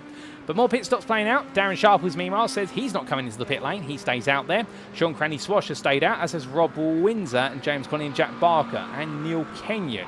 So right now, it really is the situation whereby Nathan Astis is the only AM driver of major significance inside that top 3 or top 5 to have pitted, and he needs to try and bring himself back up the order based on when everybody else pits. But it's go-go time, it says Daz Sharples in the YouTube chat, and indeed right now it is go-go for him because he knows that when he comes in, this has got to be the equivalent of qualifying laps, so he's in laps. As a go-go time here, back in the elite class, where we look back from the rear of the 7.3 free Acura of Daniel Stasuk. And coming towards the halfway point of this race, neither one peels into the pits again. They don't want to gamble here on going into the pit lane. You can understand why. Look at that track map in the top right corner of your screen. And what you'll notice is the fact that all the elite drivers in terms of that top 7 right now, well, the top 7 separated by only a margin total of 12 seconds. Now, that's not a big margin. And the problem is anybody who pits right now can potentially end up in traffic further down the order. They'll intermingle amongst the pros and the AMs. And, well, that's going to cost them time potentially if they come up behind the wrong drivers who are potentially fighting or not on the pace and they can't find a way through. So that's why you're not seeing any elite drivers inside this top 7 defect their way into the pit lane, because of the situation whereby they don't want to get caught up in potential traffic and scupper their strategies. But somebody has to pit eventually, or they've all got to pit at the same time. James Powell, meanwhile, your race leader, well, he's got Pavel Dolezal closing little by little behind. However, they have got the growing threat Stuart Reynolds behind them. The Fury Simsport driver, he'll be looking at them, and he won't really be too bothered by the contingencies and the continuations of the overall Elite Championship. His thought process will be, I just want to win here today, so therefore he wants to just get in the way as much as possible, when he really right now is the thorn in the side of what could be a very straightforward 1-2 for Paceworks Esports here at Silverstone. I have to see what comes out of this all, because 3.6 seconds behind is Andrew Fairley. He hasn't disappeared out of this, and you can actually see him in the rear of the picture as the camera focuses on him. No headlights on at the moment on that Ford Mustang, and well, through the Apex and Maggots and Beckett he comes. And all of these elite drivers all keeping each other honest. This really is a game of high-speed chess between them at the moment. From them, well, into the pits has come Sean Cranleigh-Swash, one of our leading contenders in the AM class for the championship and also the win today. And well, he's come back out ahead of Rob Windsor. The gap between the two of them only 1.2 seconds, in fact. Rob Windsor has gained in the pits. He's gained 1.5 seconds versus Sean Cranleigh-Swash, and you can see that visually here because there was a much bigger gap between the two of them before the pits. And as they roar the way onwards, well, right now, definitely these two are close together, much closer. And Windsor, if he can get this McLaren switch back on nice and early, he may be able to put some pressure on Cranleigh-Swash and potentially chase down what would be the right to be on that AM podium. Daniel Shillcock, meanwhile, where he's taken a pit stop, and as he's emerged, he's coming right out ahead of Nathan Anstis. And well, this will be interesting because Anstis, your AM lead contender, he's the only AM driver who had pitted initially, but we had Cranleigh-Swash and Windsor coming in. Well, he's in a bit of a pit stop battle right now with Darren Sharples, who's not coming in yet, and I wouldn't be surprised if Nathan Anstis, as we jump on board the 96 driver, he's been thinking to himself, well, I've come out a second behind our rival of Daniel Shillcock. This doesn't help because he's going to have a lot of dirty air coming off the back of that McLaren in front of him, and dirty air, high downforce circuit, is one of the cardinal sins when it comes to putting good laps around here, because naturally what happens is it shifts the aero balance of the car, it shifts it away from the rear, and as a result it means you can't carry as much apex speed anymore, and apex speed is king at Silverstone if you want to be the fastest driver out there, and Nathan Anstis right now will be feeling the pinch, and even more so when he does have Niel Kenyon in front, and Kenyon has yet to pit. Now, Kenyon doesn't have to come into the pit lane just because Nathan Anstis comes up behind him. He'll be running his own strategy, but I wouldn't be surprised if Nathan Anstis here is perhaps sat in the car thinking to himself, things are not perhaps looking as good as they should. Jack Barker, meanwhile, is a bit further up the road from them, and all their drivers are roaring the way onwards. Well, we will see what plays out between them as all of the pit stops continue onwards. Alistair Murray's into the pit lane. There he parks up. Richard Jones, meanwhile, from our third place rookie driver, or second place rookie driver, who drops to third. Well, it's going to be none other than Richard Jones here. Right now he's enjoying a very quiet rookie lead, and the slow and steady racing driver here really embodying the team's name. And well, he picked up a win earlier on in the season, of course, after what has been a lot of near misses this season so far. And well, right now this definitely seems to be landing its mark once again in the very colourful liveried machines. The team has started in the United Kingdom, but now has members across the globe. Indeed, a huge community at slow and steady racing, and a very charitable community at that as well.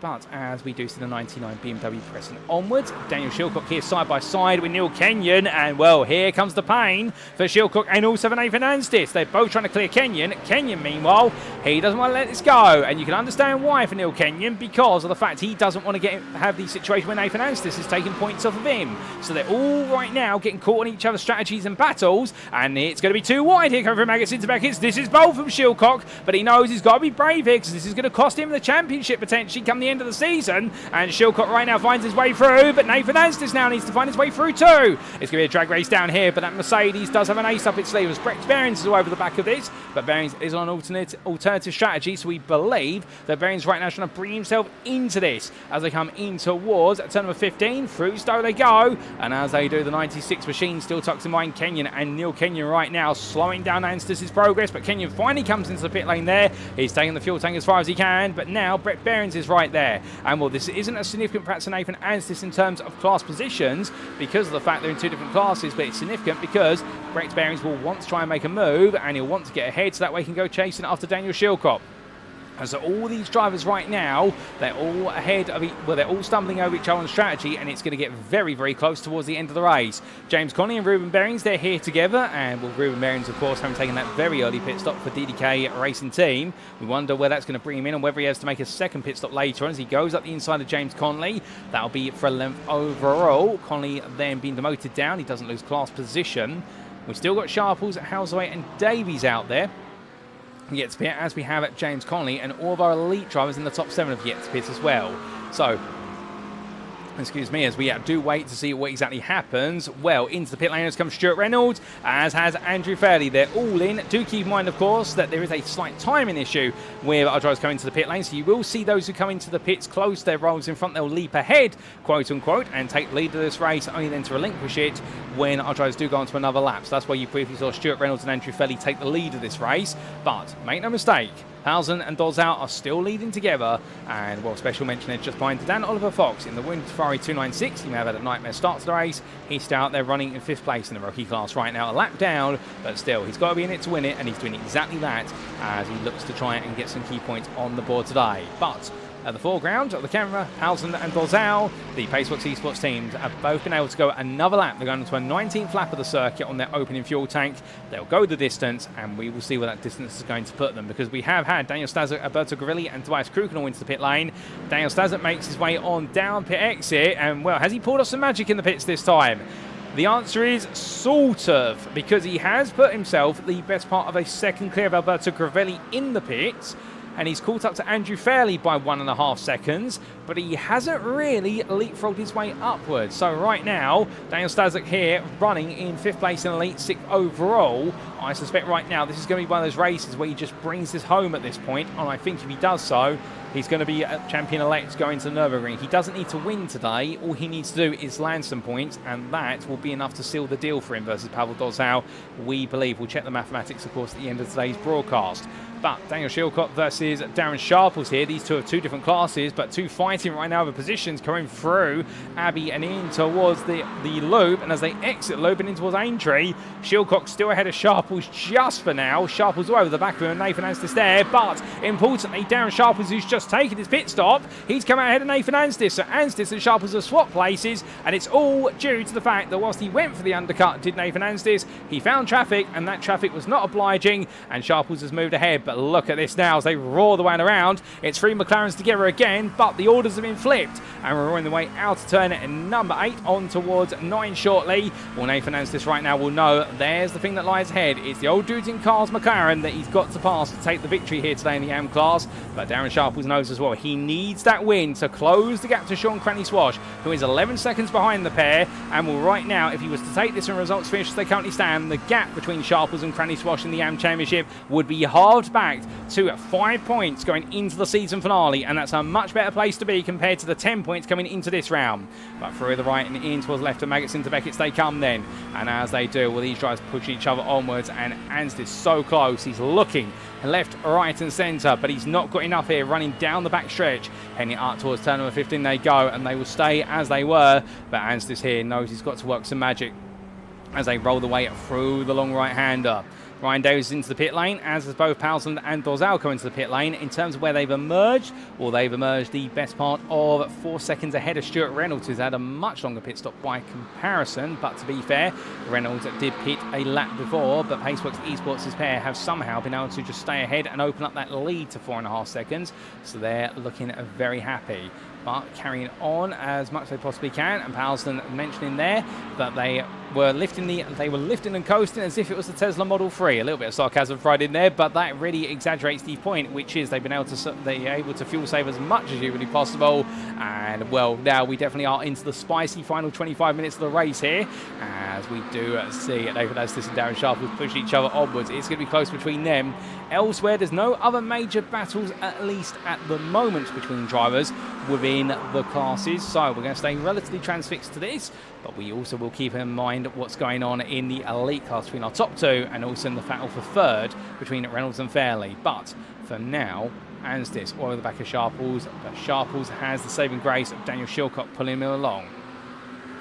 Coming out of turn number 7 in towards 8 they go through Woodcock Bend, and when we look back from the rear of your AM leader, what can Sharples do to break away? He needs to open up a gap here if he can, because otherwise Nathan Anstis will be glued to his backside all the way to the very end. We are on lap number 20, and well, mathematics would suggest here we are expecting a grand total of 30 laps to be completed here at the Silverstone Grand Prix circuit today, based on our timer, which is holding up so well so far, which is good to see, as Sharples weaves his way between Maggots into Beckett. Well, body language there definitely shows that Anstis has a much more flexible front end on his McLaren by comparison. Sharples, meanwhile, pulling away a little bit here as they make the way down the back stretch. Initially, that may suggest he's perhaps running one click less rear wing, just to give him a bit more straight line speed. With the toe as well of Shillcock in front, well, that'll be a double draft there for Anstis, so that's why he'll catch up a bit more aggressively. But going down the Vale, we can see Sharples going defence in the middle of the road. He is very worried about Anstis looking for a move up the inside there, really having to send it. And that's how important it is for Sharples right now, because Sean Cranleigh-Swash, well, he is now 10.5 seconds behind. Cranleigh-Swash is closing little by little. These drivers continue the way onwards then, and no change at the moment. Sharples and Anstis still together as they come across that timeline onto lap number 21. Looking back to the front of the field, Powson and Dolezel, there they are. They've been coasting and saving the fuel. And right now the hammers go down between the pair of them. As Stuart Reynolds 5 seconds back. Well, he's got to worry about the fact he's got his old NJB performance rival. It's Mustang on Mustang here. And it'll be the battle of the two horses out the stables and in towards the finishing line. But this is no Grand National. This is the Mustang Showdown. And it will be Fairley who's looking to try and attack in the closing stages of this race. As both of them there use all the road plus a bit of runoff. They'll get away with it this time. Pound their way onwards. Well, right now, Fairley definitely looking to be the stronger of the two drivers since the pit stops, and that's why he is as close as he is. We jump on board with the 746. All these drivers right now giving it everything, no doubt about it. Andrew Fairley here in a much better run coming through Chapel, and well, look at Reynolds going so tight to the inside, there's no space, you can't even fit a penny down there. Well, heading in towards turn number 15, looking around the outside goes Fairley. This is going to be bold here, but if he can hold it all the way on the inside into the chicane, doesn't quite in the end, he has to back off. But Andrew Fairley already experimenting, and Reynolds looking increasingly vulnerable now as they come towards the end of this lap, and this will bring Daniel Stasuk into play. He will now see that his teammate in front is really trying to get firm in the battle for third place, and I wouldn't be surprised if he sees this sort of lifeline to chase down another podium for this season. Alberto Gravilli, meanwhile, watch on from the rear and hope there's an opportunity to get involved here where he can, but what can he do to get involved? For that will be the big question mark as we then look back to Sharples versus Anstis, and they come through the fast right-hander at turn number 15, all the way down and through they come via Stowe, and as they do, well, these two still absolutely glued together here, and those three main battles are building up to a crescendo as time ticks away little by little.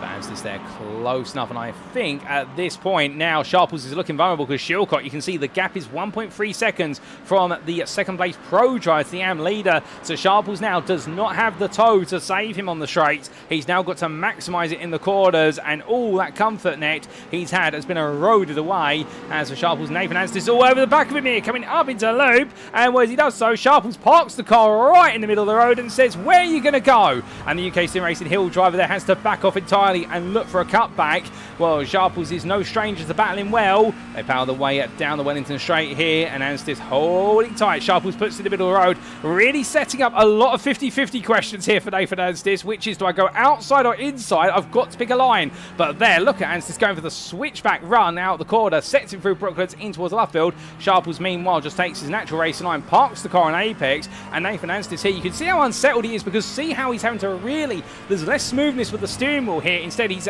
very sawtooth at the wheel. He's trying to figure out where to put the car and what line to take to get the best possible exit, because right now the racing line goes out the window if you're Nathan Anstis, because you've got a driver in front of you who is making the racing line the slowest line on the circuit. So he's got to look everywhere for some grip, and then he's got to look for a way to carry more momentum out the corner and make it a drag race towards the next one. But through Maggots into Beckett, there's only one line through here, and Anstis right now has got to get the better launch coming through Beckett's in towards Chapel. He does exactly that, and that is 2 attempts now. He's got to be in prime attacking position here. Sharples holds over to the right as they come under the bridge. Well, Anstis here looking right behind. He won't go to the outside until the last possible minute, but in the end, Sharples holds him there, looking all the way round then. Through Stowe Bend they go, and as they do, the McLarens are battling side by side through the right-hander and down the hill. He's going to be on the inside here. It's going to be Anstis looking up the inside into the Vale. Sharples is going to try and go outside to inside. Left into right they go. A brief tap there between the turn, but they'll get away with it, and Darren Sharples still holds on. He's absolutely obstinate here. Another lap ticked off, and as they come through the final corner and up towards the line, well, Nathan Anstis will have another opportunity heading in towards turn number 1. Sharples right now will be thinking to himself, what do I have to do to shake him off? And the thing he's got to do right now is just dig in for another 20 minutes. Those tyres of that McLaren will be knackered by the end of this one. I'm amazed Nathan Anstis has got a front end to speak of at the moment, given how much dirt he is out of the front of that car. But as they come through the opening 4 quarters again, well, what can Anstis do this time to make some alternative magic happen? And the answer is he can get Sharples to go deep through the loop hairpin, and that's going to cost him all the momentum. In fact, it's 2 attempts at Aintree. Well, now heading down the Wellington straight and going all the way up towards turn number 6. Well, onto the brakes they'll come, and Anstis there, still close, but not close enough to think about the move. And we'll just wait in his time as we say hello there to a few more of you, including Cy Anstey there. And, well, I'll try and pronounce that username a little bit later on. He's talking about how difficult it is to follow in the dirty air. But running the way out of Luffield Bend, well, right now, Anstis so close at this point, he could reach out and touch his rival's rear wing, but he won't want to do that because he'll get a fine from the FIA. And then up towards Copse Corner at this point. Well, I don't think he's going to go too wide here, but he will just look to put the pressure on his rival, get him to run a bit wide, but no such mistake there for Sharples. Not about Anstis following him in his wheel tracks. They are literally glued nose to tails off camera. Niels Bocage gains another place overall and gets ahead of Robert Windsor for 14th place. But not to be rude, that's nowhere near as important as what's happening right here on our screens. And well, we've still got a quarter or so of the distance to go, ladies and gentlemen, and we're in it all the way to the end here for the AM lead battle. Daniel Shillcock at this point, he's checking out little by little in the foreground of your camera. But as our two McLarens make the way towards us here, well, Anstis takes a quick look up the inside. He goes for it this time. Sharples has left the door open. Anstis not quite able to go late enough on the brakes. They're too far back. Darren Sharples invited his rival to dare, to dream, to do it. But in the end, Anstis knows that when the door's that wide open and you're that far back, there is no way to make it, even if you send it with a first-class stamp. But out they go and on to the next lap. And now Anstis calms down for a brief moment. And we will wait to see what's going to happen on there as we do say hello to Alberto Grilli, or the YouTube username of Dulu Bunu Rupru, I believe that is. And I'm not going to try and repeat that multiple times, but I'm sure somebody will clip that there because that's probably the most difficult YouTube name I've said in a while. But as we do say hello to Alberto, I hope you're doing well, my friend. And good to see you out there. Well, speaking of Alberto Grilli versus Daniel Stasuk, well, as Nathan Anstis takes a quick look up the inside of Darren Sharples and it takes all the sausage curve and more, but it had the right effect. It caused Sharples to go wide there. I was wondering if Anstis was going to make the corner, let alone look up the inside of his rival, and I think Sharples saw that and in the end erred on the side of caution, took a bit of gravel with him. Well, still 2 tenths between the two as they make the way through the left into the right-hander. And, well, hold the phone and hold my thought because we come back to Daniel Stasuk here. He's being chased in honesty by Alberto Grilli. They're fighting over 5th and elite and overall. These two are going each other on, and this really is, right now, beyond the fact that Stuart Reynolds and Andrew Fairley have separated over the last couple of laps, and Fairley has fallen back off the pace of Reynolds, at least for a brief moment, while Stasuk right now already find his equal in Alberto Grilli. But it does seem as though mid-engine rear-wheel drive machines stay, at least in the elite class, are not enjoying as much pace compared to their front-engine rear-wheel drive rivals, and we're seeing that articulated here by the two drivers who really have been the best of the mid-engine machines all season in elite. But running the way through the quarters right now, we can see that Grilli, as much as he'd like to get a bit closer, I think just being this close right now to the back of that Acura, and well, dirty air really being a big theme, and these cars, they're so reliant on their aero, the mid-engine rear-wheel drive cars, because the way the balance performance works is they've naturally got better cornering performance compared to their front-engine rear-wheel drive counterparts. Because the idea of the game is you put the engine behind the driver, centre mass is further back in the car, and it means when you go to a corner, you get more rotation. So your cornering is better by default, but to balance things, what that normally means is on the straights, these cars will be more limited by their power, and therefore they won't be able to pull away as much. But what we're seeing is that because we do have some straights around here, and the fact that the downforce is so important, well, we are seeing that the Mustangs and the Mercedes able to run away, and it's the balancing of the fuel tanks, which does seem to be the delta between the Mercedes and the Mustangs at the front of the field, and the fact that Paceworks Esports have absolutely nailed this strategy-wise. But coming back just in time then for the battle for the AM lead, and well, Nathan Anstis there, you'd think that he's looking left, he's looking right, he looks over the back of the McLaren in front of him, a small tap to the rear, that's going to send Sharples deep, and well, they come too wide into Aintree Bend, and well, Anstis has had to be a bit bold here to get things done, but he's going to get ahead for now. But will Sharples come back at him here? And we're making the way onwards. We ride aboard with Darren Sharples. The place has been changed, but he's going to look up the inside. Is he going to go for it all in? No, he's not. Or is he? He thinks about it as Anstis goes a little bit deep, but Sharples in the end just missed out an opportunity to counter-attack there in towards Brooklands, but through Luffield, he's so close at this point. He's going to try and come back in short order. We will get a replay of that run through what was the farm corner and in towards the Vaughan Loop, because we'd like to see how exactly that played out from the onboard of the different drivers' perspectives. But right now, Darren Sharples has lost out to Nathan Anstis, but what a battle it's been between the two of them, and we'll run the way onwards, going on through Cops Corner. 12.5 minutes to go, and Nathan Anstis may have finally found his way past his man, but for Sharples, he knows this will not do, because it means that Sean Cranleigh-Swash suddenly will now be 7 to 8 points ahead of him going into the season finale, not 6 points ahead by comparison. But Sharples gets the better run there coming out of Beckett's, and as they power the way onwards, well, 3 attempts and closing. Can he get even tighter here to the back of his rival up towards Stove?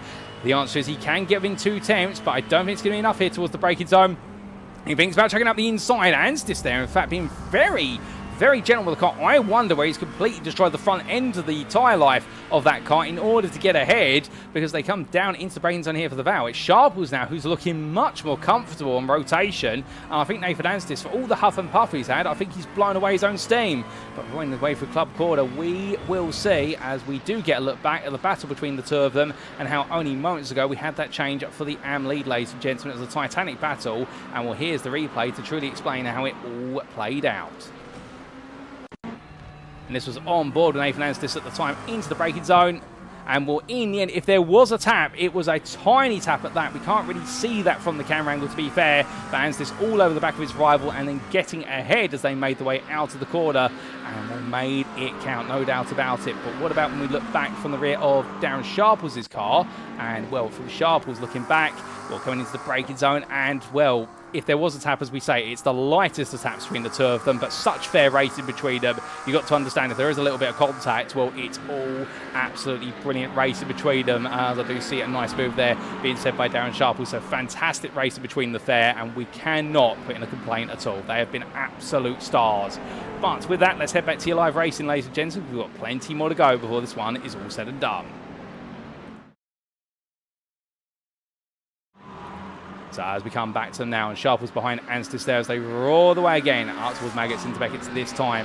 Nothing between the duo, and well, staying absolutely together. And we do have confirmation there from Nathan Anstis in the YouTube chat. Front left tyre absolutely knackered on that car. I'm not surprised, to be fair, because of how hard he's been pushing that dirt here. He has literally been glued to the back of a car that has been chucking dirty air over the back of it. And well, as a result, what happens when you run that close to another car is you do not get the natural cooling effect that you would in clean air. Remember, these cars, tyres get hot. They get hotter over the races, as do the brakes.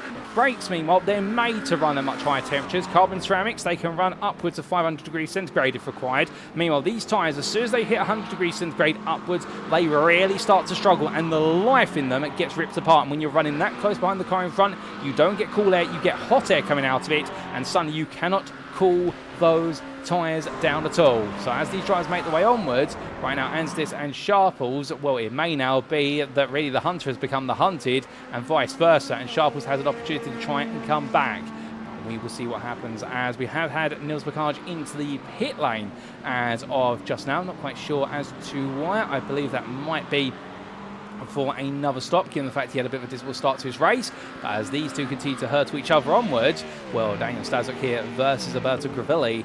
Well, they're still fighting over 5th in the elite and overall considerations, and Stasuk and Gravilli close together. And we've definitely seen this Acura prove itself to be a bit of a handful this season. Chad Barker demonstrating it in the AM class. Stasuk, to be fair to him, has not made this Acura look difficult to drive. However, I think that is where the elite nature of our driver is showing, in the fact that I reckon if you gave him any car around here, he would make it look as though it's as smooth as butter.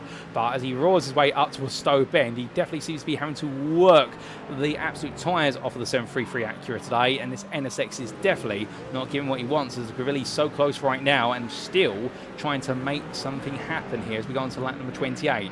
Time still of the essence here, and well, it continues to run down and out. Not too far away from our final laps of this race now, I believe, ladies and gentlemen. As we do carry on here, we will see what's to come, but the battle between these two drivers, there is nothing between them at this time. But roaring the way on through.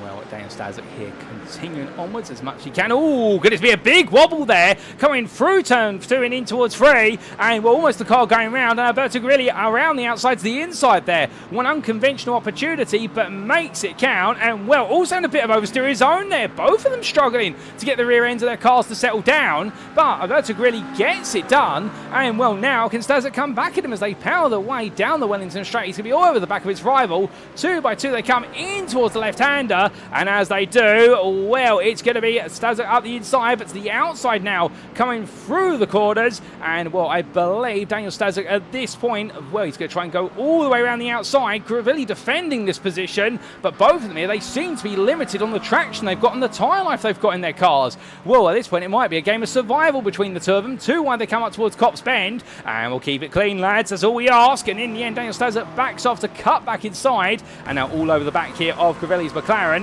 Well, Grilli puts it in the middle of the road, says to Stasuk, which way are you going to go? And Stasuk says, I'll go around the outside to the inside. He's going to go for it, but you can see, notice how the camera there just jilted sideways slightly. That is the rear of the car coming round as he tries to go around the outside to the inside there into Maggots. So Daniel Stasuk there driving literally on the limit of the grip available. And well, the German driver right now, I don't think happy with the way this car feels. He literally follows Alberto Grilli in the wheel tracks. He's got nothing left in terms of the tyre life here, and he stays this close. Well, he's only going to have more heat over the tyres, but still he'll try and find a way through if he can. But both drivers here struggling and pushing each other absolutely to the limit, but both absolutely on the limit of adhesion. The car snapping left, right and centre, and well, right now we'll have to wait and see what's going to be the next turn in the tail here, as I believe we are into lap number 29, and with it, well, as they're fighting at the steering. My good lord, that Acura's just got no grip. I think right now the NJB Performance driver, what he's been able to achieve over the opening 27 laps of this race, will credit where it's due, because he's made this Acura look absolutely stable, and then suddenly, right towards the end, it is just falling away from him every moment right now. It just does not seem to be happy at all, this car, but he'll try and keep it together as best he possibly can. But as he does so, well, meanwhile we come back to the AM-Lead battle, and it is back to Sharples versus Anstis. In fact, Darren Sharples is back ahead of Anstis. How has that happened? We need to find out, because we've had the swap back between these two, and well, quick replay, ladies and gentlemen, is going to give us the answer, and here we go. Now, this was at the same time we were transfixed on the battle between Daniel Stasuk and Alberto Grilli, and it was Anstis going deep at turn 1, Sharples around the outsider to the inside into turn number 3, retaking the lead of the AM class as quickly as that. Anstis then looked for the cutback, however, he wasn't going to give up here, but Sharples said, well, what are you going to do when I hold the inside of the hairpin? And the answer is, Anstis tried to switch the inside into Aintree, only to realise there was no way there, otherwise both drivers would be going round, and that's how he got the move done. Brilliant counter-attack there from Darren Sharples, but it wasn't over then, because then it was Nathan Anstis all over the back of his rival coming in towards Brooklands, and well, that's where things settled down, because Nathan Anstis tried to cut it around the outside to the inside, but Sharples saw what he was trying to do and just extended his way through the corner. Back to your live racing, ladies and gentlemen, because we've only got a lap to go. And as we come back to the race, then we are coming towards the end of lap number 29. The countdown clock won't be on screen anymore, because this is a 30-lap race, and well, the replays we had, of course, our countdown timer to slightly glitch out. However, it has been accurate for the most part, and James Powell's right now goes on to lap 30, our final lap of racing then, as we come to the end of the full 60 minutes. And well, we will hit the clock by the time they come across the line, and well, James Powellsland and Pavel Dolezal are pushing each other onwards. Stuart Reynolds is holding a very comfortable third place, 2.1 seconds ahead of Andrew Fairley, and in the battle of Alberto Grilli versus Daniel Stasuk, it's Alberto Grilli who has now opened up a bit of a gap and is holding on to it just for the time being. You can see Stasuk, they're trying to stay with him as they make the way through, and well, good fight between these two, no doubt about it. But the big battle that takes centre stage here, ladies and gentlemen, they've got one more lap after this one. They're not at the end of their race. Sharples versus Anstis. Which of these two will take the AM win? And for Darren Sharples, he needs it more than Anstis, but Anstis wants it just as much. And as they make the way through left into right, it's not about want, it's not about need, it's about who gets the job done for the final time then, as they go on to a 30th tour of the Silverstone circuit. It's Sharples who holds on by only 2 tenths over Nathan Anstis, and they are pushing each other along here as they head in towards the opening corner. Ryan Davies, meanwhile, is a long way back, as is Ruben Berings, as is Sean Cranleigh-Swash. They're nowhere near this, and behind them is Casper Brotner, a lap down, just watching here. He's got the popcorn seat view. But Anstis there, looking to go from outside to inside through turn 3 in towards 4. He's tried this once, he's tried it twice, he tries it a third time. It doesn't work this time either. The old dudes in cars driver Darren Sharples, who we ride on board with, looking back now from, he's making sure that Nathan Anstis' McLaren constantly sees his rear end and gets to see a reminder of the fact it's not going to take the lead this race. But Anstis is very keen to try and make an impression here as they make the way through Brooklands into left field, but they stay as they were, and these two right now close but no cigar between them as they look to do battle coming on towards the second half of the lap. And we're going to have to leave them for a brief moment, ladies and gentlemen, because at the very front of the field we must look to the top two, and as they make the way for the last couple of quarters, well, for James Powellsland and Pavel Dolezal, this has been a race that's been clinical, it's been of precision, and it is going to be for Paceworks Esports a 1-2 brought home by James Powellsland ahead of teammate Pavel Dolezal, who take the victory together. Stuart Reynolds will come through in third place for Fury Simsport, and an absolutely dogged drive there for the Mustang driver ahead of Andrew Fairley, who takes 4th place. Alberto Grilli in the end will take 5th, holding off the charge and the temptations of Daniel Stasuk, who becomes your elite champion with this result, ahead of Tobias Kruken, who takes 7th. Meanwhile, we've got some time before we do get to our next driver, and it is going to be Krista Halzoy here, who heads down into the last couple of quarters. And, well, what could we say today other than the fact that for Krista, he's been in the spotlight early on in the season, but it's never quite clicked. But today in the 247, the Corvette driver has been unstoppable, and for Tractix Racing, it's a win for Krista Halzoy in the Pro class. A brilliant drive from him. We will then see Daniel Shillcock come through. He will be heading towards the line, and as he does so, it will be second place. It's a 1-2 for Tractix in the Pro class. But what about in AM? It's Darren Sharples who holds off in the end of the intentions of Nathan Anstis, and he brings it home in the AM class. The victory ahead of Anstis by only 4 tenths at line. Ruben Berings has come into the pit lane, and whilst it is showing he's finished third, ladies and gentlemen, well, it will be Ryan Davies who takes third in the Pro class there. That's the timing error, but Ruben Berings will be demoted back to where he was fourth in the Pro class because he's coming to the pits at the checkered flag. Indeed, we don't allow the Schumacher move here in the UK Sim Racing League, and well, Sean Cranleigh-Swash will take third place in the AM class, knowing that takes him a little bit close to the crown. Rob Windsor just behind him,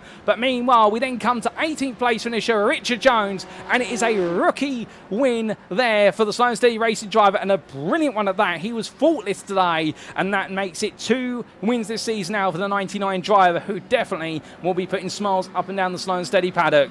Alistair Murray, well, he comes through, and he knows in the absence of BJ Alvarez, this will be a result that makes him champion-elect in the rookie class. Well done to Alistair Murray. He'll be absolutely pleased with that. And Jordan Jones will have come through to take third place in the rookie class, and he'll be very happy with that as well. What a drive from them all.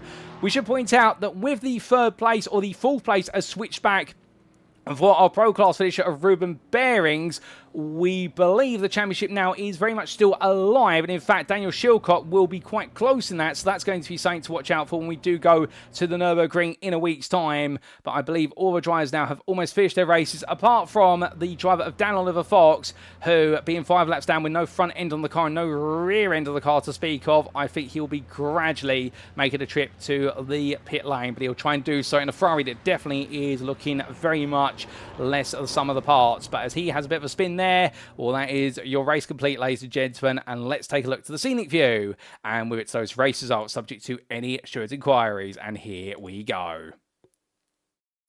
But as all the drivers then come to the end of the race, well, here are your overall results firstly, subject to any assured inquiries. And for round number 9 of the UK Sim Racing GT3 League Season 15, as brought to you on iRacing and powered by the Virtual Racing School, Silverstone was the home of dominance of Pacework Esports' James Powsland and Pavel Dolezal, with a 1-2 for the teammates there, being an absolutely huge result between them. Behind in third place, Stuart Reynolds for Fury Sim Sport, and what a dogged drive from him. Couldn't quite stay with the top 2 because the fuel load of the Ford Mustang not being enough in the pits, and indeed having to spend longer refueling the American Beast, but still he held off the fellow American machinery for NJP Performance of Andrew Fairley, and Fairley taking 4th. Alberto Grilli was 5th in his race-long battle for Effect Simulations versus NJP Performance's Daniel Stasuk, and then Tobias Kruken finished 7th there for Solpet Precision Racing in a relatively quiet race for the man today, but still our number 14 driver, to be fair, had no ace up his sleeve, but expecting to have one at his home circuit in a week's time. Krista Halzoy took 8th in the end, but for him, a pro win for Tractix Racing, and led home a 1-2 for himself and teammate Daniel Shillcock. They were really in a class of their own today, albeit Shillcock, I think, will be a little bit gutted at the fact he didn't quite take the pro win, and therefore it means the amount he's got to climb at the Nürburgring to take the pro championship crown will be just that little bit higher. Old dudes in cars, Darren Sharples takes the AM win, a vital AM win for him, despite the intentions of Nathan Anstis to make it an AM win of his own. What a race-long battle between them, and Darren Sharples in the end took lead on the strategy, but then had to hold on for it for the remaining 25 minutes, and a titanic battle that will be one in the history books. The UK Sim Racing Hill driver in the end, best to rest in 11th, before we had your third place on the road at least driver of Ruben Berings, but remember, a timing error because he came into the pit lane. And in fact, I've just had it in my ears, ladies and gentlemen, the fact that I believe we are following the same rule set as would happen in an official iRacing lobby when that happens, and I believe it may be a disqualification for Ruben Berings from this race. We will have to get confirmation of that, but we are getting a double check at the moment on, I believe it may be a disqualification for coming into the pit lane at the very end of the race. And with that is going to completely turn things upside down in the Pro Championship, albeit we'll have to see what that does to the points very shortly. So I'm just double checking at the moment, and I believe, well, as far as I can see, it is a provisional disqualification for the TDK driver. But what it does mean is that Ryan Davies will be promoted. Indeed, everyone behind would be promoted there, and that would be a third place in the Pro Class there for Ryan Davies, rather than just a switch back of the positions. And then we come to your third place AM driver in 14th for Sean Cranleigh-Swash. And, well, as we do get the confirmation there from Ruben, and, well, I think completely owning up to it there, not realising what would happen. But to be fair, Ruben, I don't think it takes away anything from you with regards to the fact you've been a stellar competitor this season so far, and we look forward to plenty more in Germany in a week's time. But coming back on track then to our run through the results. Third place driving AM, then Sean Cranleigh-Swash in a bit of a quiet day today, but 14th overall for Pigeon Racing, and that AM Championship crown inches a little bit closer. He held off the charges of Rob Windsor, who round off your top 15 for UK Sim Racing Stewart. We then jump down to your 18th place finisher, your rookie winner of Richard Jones for Slow and Steady Racing. A very happy result for him. And, well, the number 99 driver there, really the lone driver of the rookie field today in terms of finishing inside that top 20. However, there were other drivers further down, and we did see second place in the rookie class, 22nd overall, Alistair Murray for UK Sim Racing Hill, and he was the only one of two rookie drivers to finish on the lead lap, with Jordan Jones, your third place finisher and rookie, a lap down, but in 23rd. We also saw a lap down there for Hendrik Zilka, Jack Barker, Darren Giacovelli, and Casper Rotner, and sadly we did see a non-finish classified because he didn't finish within 5 laps of the race winner, even though he did finish the race, Dan Oliver Fox there in 28th place. We did see retirements for Daniel Pays, James Armstrong, and also Nathan Scott, Austin William Campbell, Xander Hill and Luke Checker, so commiserations to them. And coming on to the individual race results in classes here, this is where the points are scored. Let's begin with Elite. And as we did see, James Powelson in the end, bringing on home an absolutely brilliant result there for Paceworks Esports ahead of Pavel Dolezal. Well done to the pair of them. And, well, I think in the end, whilst they may have had it in their minds to swap the places over, given the fact that Daniel Stasuk finished this race in 6th place in Elite, I think in the end they decided, well, with that, it would be enough for Stasuk to wrap up the championship, so therefore they didn't want to do a switch in case it put them at risk of being chased down by the likes of Reynolds or Fairley. So 1-2 for the team, a brilliant job there, and indeed just goes to show you how powerful the team are together, and that'll be important in the team's championship, which we'll come on to later. Stuart Reynolds then, third for Fury Simspot, returned to the podium for the 350 driver. He hasn't seen too many in the middle portion of the season, but he'd definitely be very happy with that one. He held off Andrew Fairley for NJP Performance, and then Alberto Grilli fought hard for Effect Simulations today to put one over the NJP Performance accurate Daniel Stasuk. But to be fair for Daniel Stasuk, he didn't need to win today. He didn't need to finish in the top 5. All he needed to do is make sure he got some points from today, and those points will be enough for him to have sealed the championship provisionally going to our season finale. Well done to Daniel Stasuk. A brilliant drive there, and an Acura that definitely didn't look to be a happy car today here in the United Kingdom. Tobias Kruken took 7th for Solpec Precision Racing, and it was Nils Bacage last the lead lap finishers, and we did have retirements of both James Armstrong and Austin William Campbell. And coming to the Pro class, and in the Pros, we did get to see Krista Halsey for Tractics Racing taking home the 1-2 ahead of teammate Daniel Shillcock, and then Ruben Berings there for DDK with Race Anywhere completing the top 3. A brilliant drive there from all 3 drivers, but really for Krista Halsey and Daniel Shillcock, well, an absolute performance, and that's what we consider the provisional disqualification for Ruben Berings there because of the way he finished his race. Ryan Davies will take that 3rd place spot there, the privateer for Empire Motorsport. Nathan Foster will be promoted there and will finish 4th effectively for the McLaren team ahead of Brett Berings, with Casper Rotner being a lap down the last year pro finishers, and then non-finishers for both Nathan Scott and Xander Hill. Coming on to the AM class, and as we can see here, and Darren Sharples taking the victory for Old Dudes in Cars by 4 attempts over UK Sim Racing Hills Nathan Anstis, and Sean Cranleigh-Swash a further 12.5 seconds behind. Well, in fact, 13 seconds behind if we can do mathematics. But credit where it's due, a titanic battle between those two, and for Sharples and Anstis, I think they could go an extra few laps if they wanted to, all the way down to the rim of the tyres of the cars, and in the end, Sharples comes away knowing that victory could be the difference between his championship campaign being a crown at the end of the season, or 2nd place, depending on how things go in a week's time. Rob Windsor took 4th for UK Sim Racing Stewart ahead of teammate James Connolly, and kept Cranleigh-Swash honest after the pit stops, but in the end, the Pigeon Racing Mustang was able to pull away. Niel Kenyon took 6th for UK Sim Racing Price, and a bit of a lonely race for him, and then it was a lap down for both Hendrik Zilka and Jack Barker, with Daniel Pays being your sole non-finisher in the AM class. And in the rookie class, meanwhile, we got to see Richard Jones, a dominant drive, 20.6 seconds clear for Slow and Steady Racing ahead of Alistair Murray. For Alistair Murray, well, with the absence of BJ Alvarez, it does mean now he is your provisional rookie champion going into our season finale, I do believe. Jordan Jones, 3rd there, the privateer, a lap down, but still very happy with 3rd place ahead of Darren Giacovelli. And then we did have the classified non-finish of Dan Oliver Fox and the early retirement of Luke Checker on that opening lap altercation. So that's a rundown of the results, ladies and gentlemen, and our circuit has fallen silent. And well, we're not quite done with today's broadcast, of course, because whilst all the racing may have come to a close, right now we need to race our way to the VRS subscription giveaways, because as always, at the end of the racing, we do need to give our giveaways to our drivers who competed today. Now, we have pre-prepared the list, and we're going to copy-paste them straight in. We don't need to delete any names. And we begin then with our 29 drivers who are eligible for the 3-month VRS subscription. Let's spin the wheel and find out who is going to be taking it home from round number 9.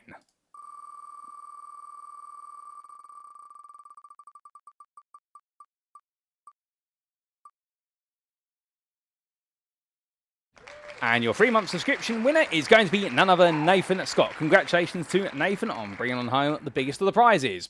We're then going to come to your 2-month winner, ladies and gentlemen. And as we do, well, we need to slightly adjust the fact that this is for the 2-month. We do apologise for that. Didn't seem to be a bit of a glitch on our screen. And, well, without further ado, let's take on home. Let's spin the wheel and decide who is going to be our winner for the 2-month giveaway. Here we go.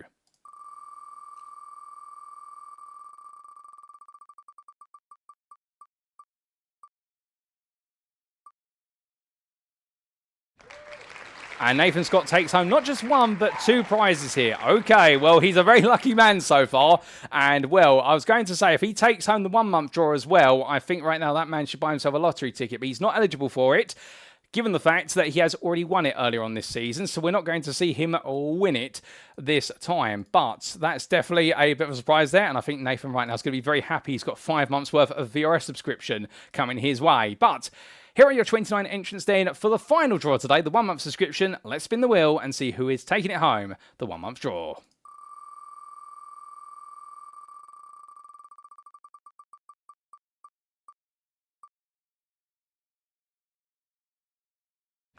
And it's going to be Niel Kenyon then, who takes home our 1-month VRS draw. Congratulations to Neil, and indeed a big congratulations to Nathan for both the 3-month and the 2-month subscription. And we will be contacting them in due course to advise them how they can claim their subscription codes. But with that, ladies and gentlemen, attention now turns, of course, to what will be our attention will turn, of course, to what will be our championships after 9 rounds of racing, and provisionally then, after 9 rounds, starting with Elite, well, there you can see, on 206 points to 183 of Pavel Dolezal, Daniel Stasuk is your provisional champion, because mathematically, Pavel Dolezal cannot close him down now with the rounds remaining, and there's only 1 to go. So big congratulations to Daniel there. Of course, we may expect him on the grid in a week's time, and he still needs to be on his best behaviour. I'm sure he will be, because he won't want to take any negative points from that round that could put him at risk of losing this crown. James Powelson, meanwhile, sits in 3rd for Paceworks Esports, and right now seems to be almost certainly on course for a 2 and a 3 for the team, ahead of Stuart Reynolds for Fury Simsport, who's 3rd place today, brings him right back into the hunt then for what will be 4th place versus Alberto Gravelli, albeit it's close between the 2 of them, and well, I wouldn't be surprised here if that is going to go down to the wire, because there's only 10 points between the 2 drivers there, and a further 2 to Niels Bacard, who had a frustrating day at the office today. Tobias Krugen sits in 7th, a further 8 behind for Solpec Precision Racing, ahead of Sam Derbyshire, who we haven't seen on the grid for the last couple of rounds. The sim coach driver there sits in 8th. We hope to see him back in the season finale. And then we do have Milton Tomlinson Dennis and Austin William Campbell completing your top 10. Andrew Fairley, best to rest in 11th, moves into 11th, only a point off the top 10, with that result in 4th place. He's ahead of Simon Bamber, with Joe Newman, James Ibram and Helder Gonzalez completing your top 15. And then misfortune today for James Armstrong means he doesn't move forward from 28 points, and he's ahead of Casper Tunstead, Jarrett Lee, Michael Gray, and yet score any points, Jan Duffner completes your elite standings. Coming to the pros, and as we can see in the pro class here, it is Ruben Berings who leads the way. However, his lead has been trimmed multiple times, and it has now been trimmed down to 8 points over Daniel Shillcock. He still is the favourite, is Ruben Berings. However, he knows that he's got the hard work to do, and that disqualification has not been accounted for in these standings as of yet, and we'll have to wait and see how it shakes up the standings when we go to Nürburgring. But it may put the 2 drivers on parity, in fact, and we will see what happens there. The DDK with Race Anywhere driver then will know that it's going to be tough in their season-long battle, and Krista Halsoy in 3rd. Well, the second of the Track 6 racing drivers here, I can imagine he'll feels though, whilst he hasn't necessarily got a chance of winning the crown, he'll do everything he can to make sure it's a 1-2 for Tractix Racing at the end of the season. Brett Berings sits in fourth for DDK with Digital Motor Art. He's in the hunt for third place there versus Cristal Zoy, and these two teams right now definitely going toe-to-toe, there's no question about it. Casper Brotner sits in fifth for a difficult day today. I mean, the old dudes in cars driver right now holds on to fifth only by 8 points over Ryan Davies, who's emerging closer and closer. And it's Xander Hill in seventh for a frustrating day, dropping him only within 4 points of Darren Sharples, with Cy Anthony and Nathan Foster completing your top 10. Giles Philippette sits best dressed in 11th ahead of Nathan Scott, with Matthew Sheraton, Ryan Walker, Malek Bass and Christian Maltrek completing your pro standings. As for the AM class, well, here we can see the complexion is such that Sean Cranleigh-Swash right now leads by a margin that has been slightly slashed down to 6 points over Darren Sharples, who needed the win today to definitely keep him well and truly in the hunt. 4 points the gap has come down, and now it's going to be a battle all the way to the end. Niel Kenyon, with the difficulties he's had today, despite being ferociously in the fight early on, he has an outside chance now of finishing second, but I believe mathematically he now cannot win the AM Championship. So therefore it is a battle between the top two, and Niel Kenyon is the outsider who could upset the apple cart between them. The UK Sim Racing Price Driver holds a comfortable 31-point lead over Rob Windsor, the sister team Stuart driver. Head of Jack Barker, who falls to fifth and is 5 points off of fourth place, but looking to try and come back strong.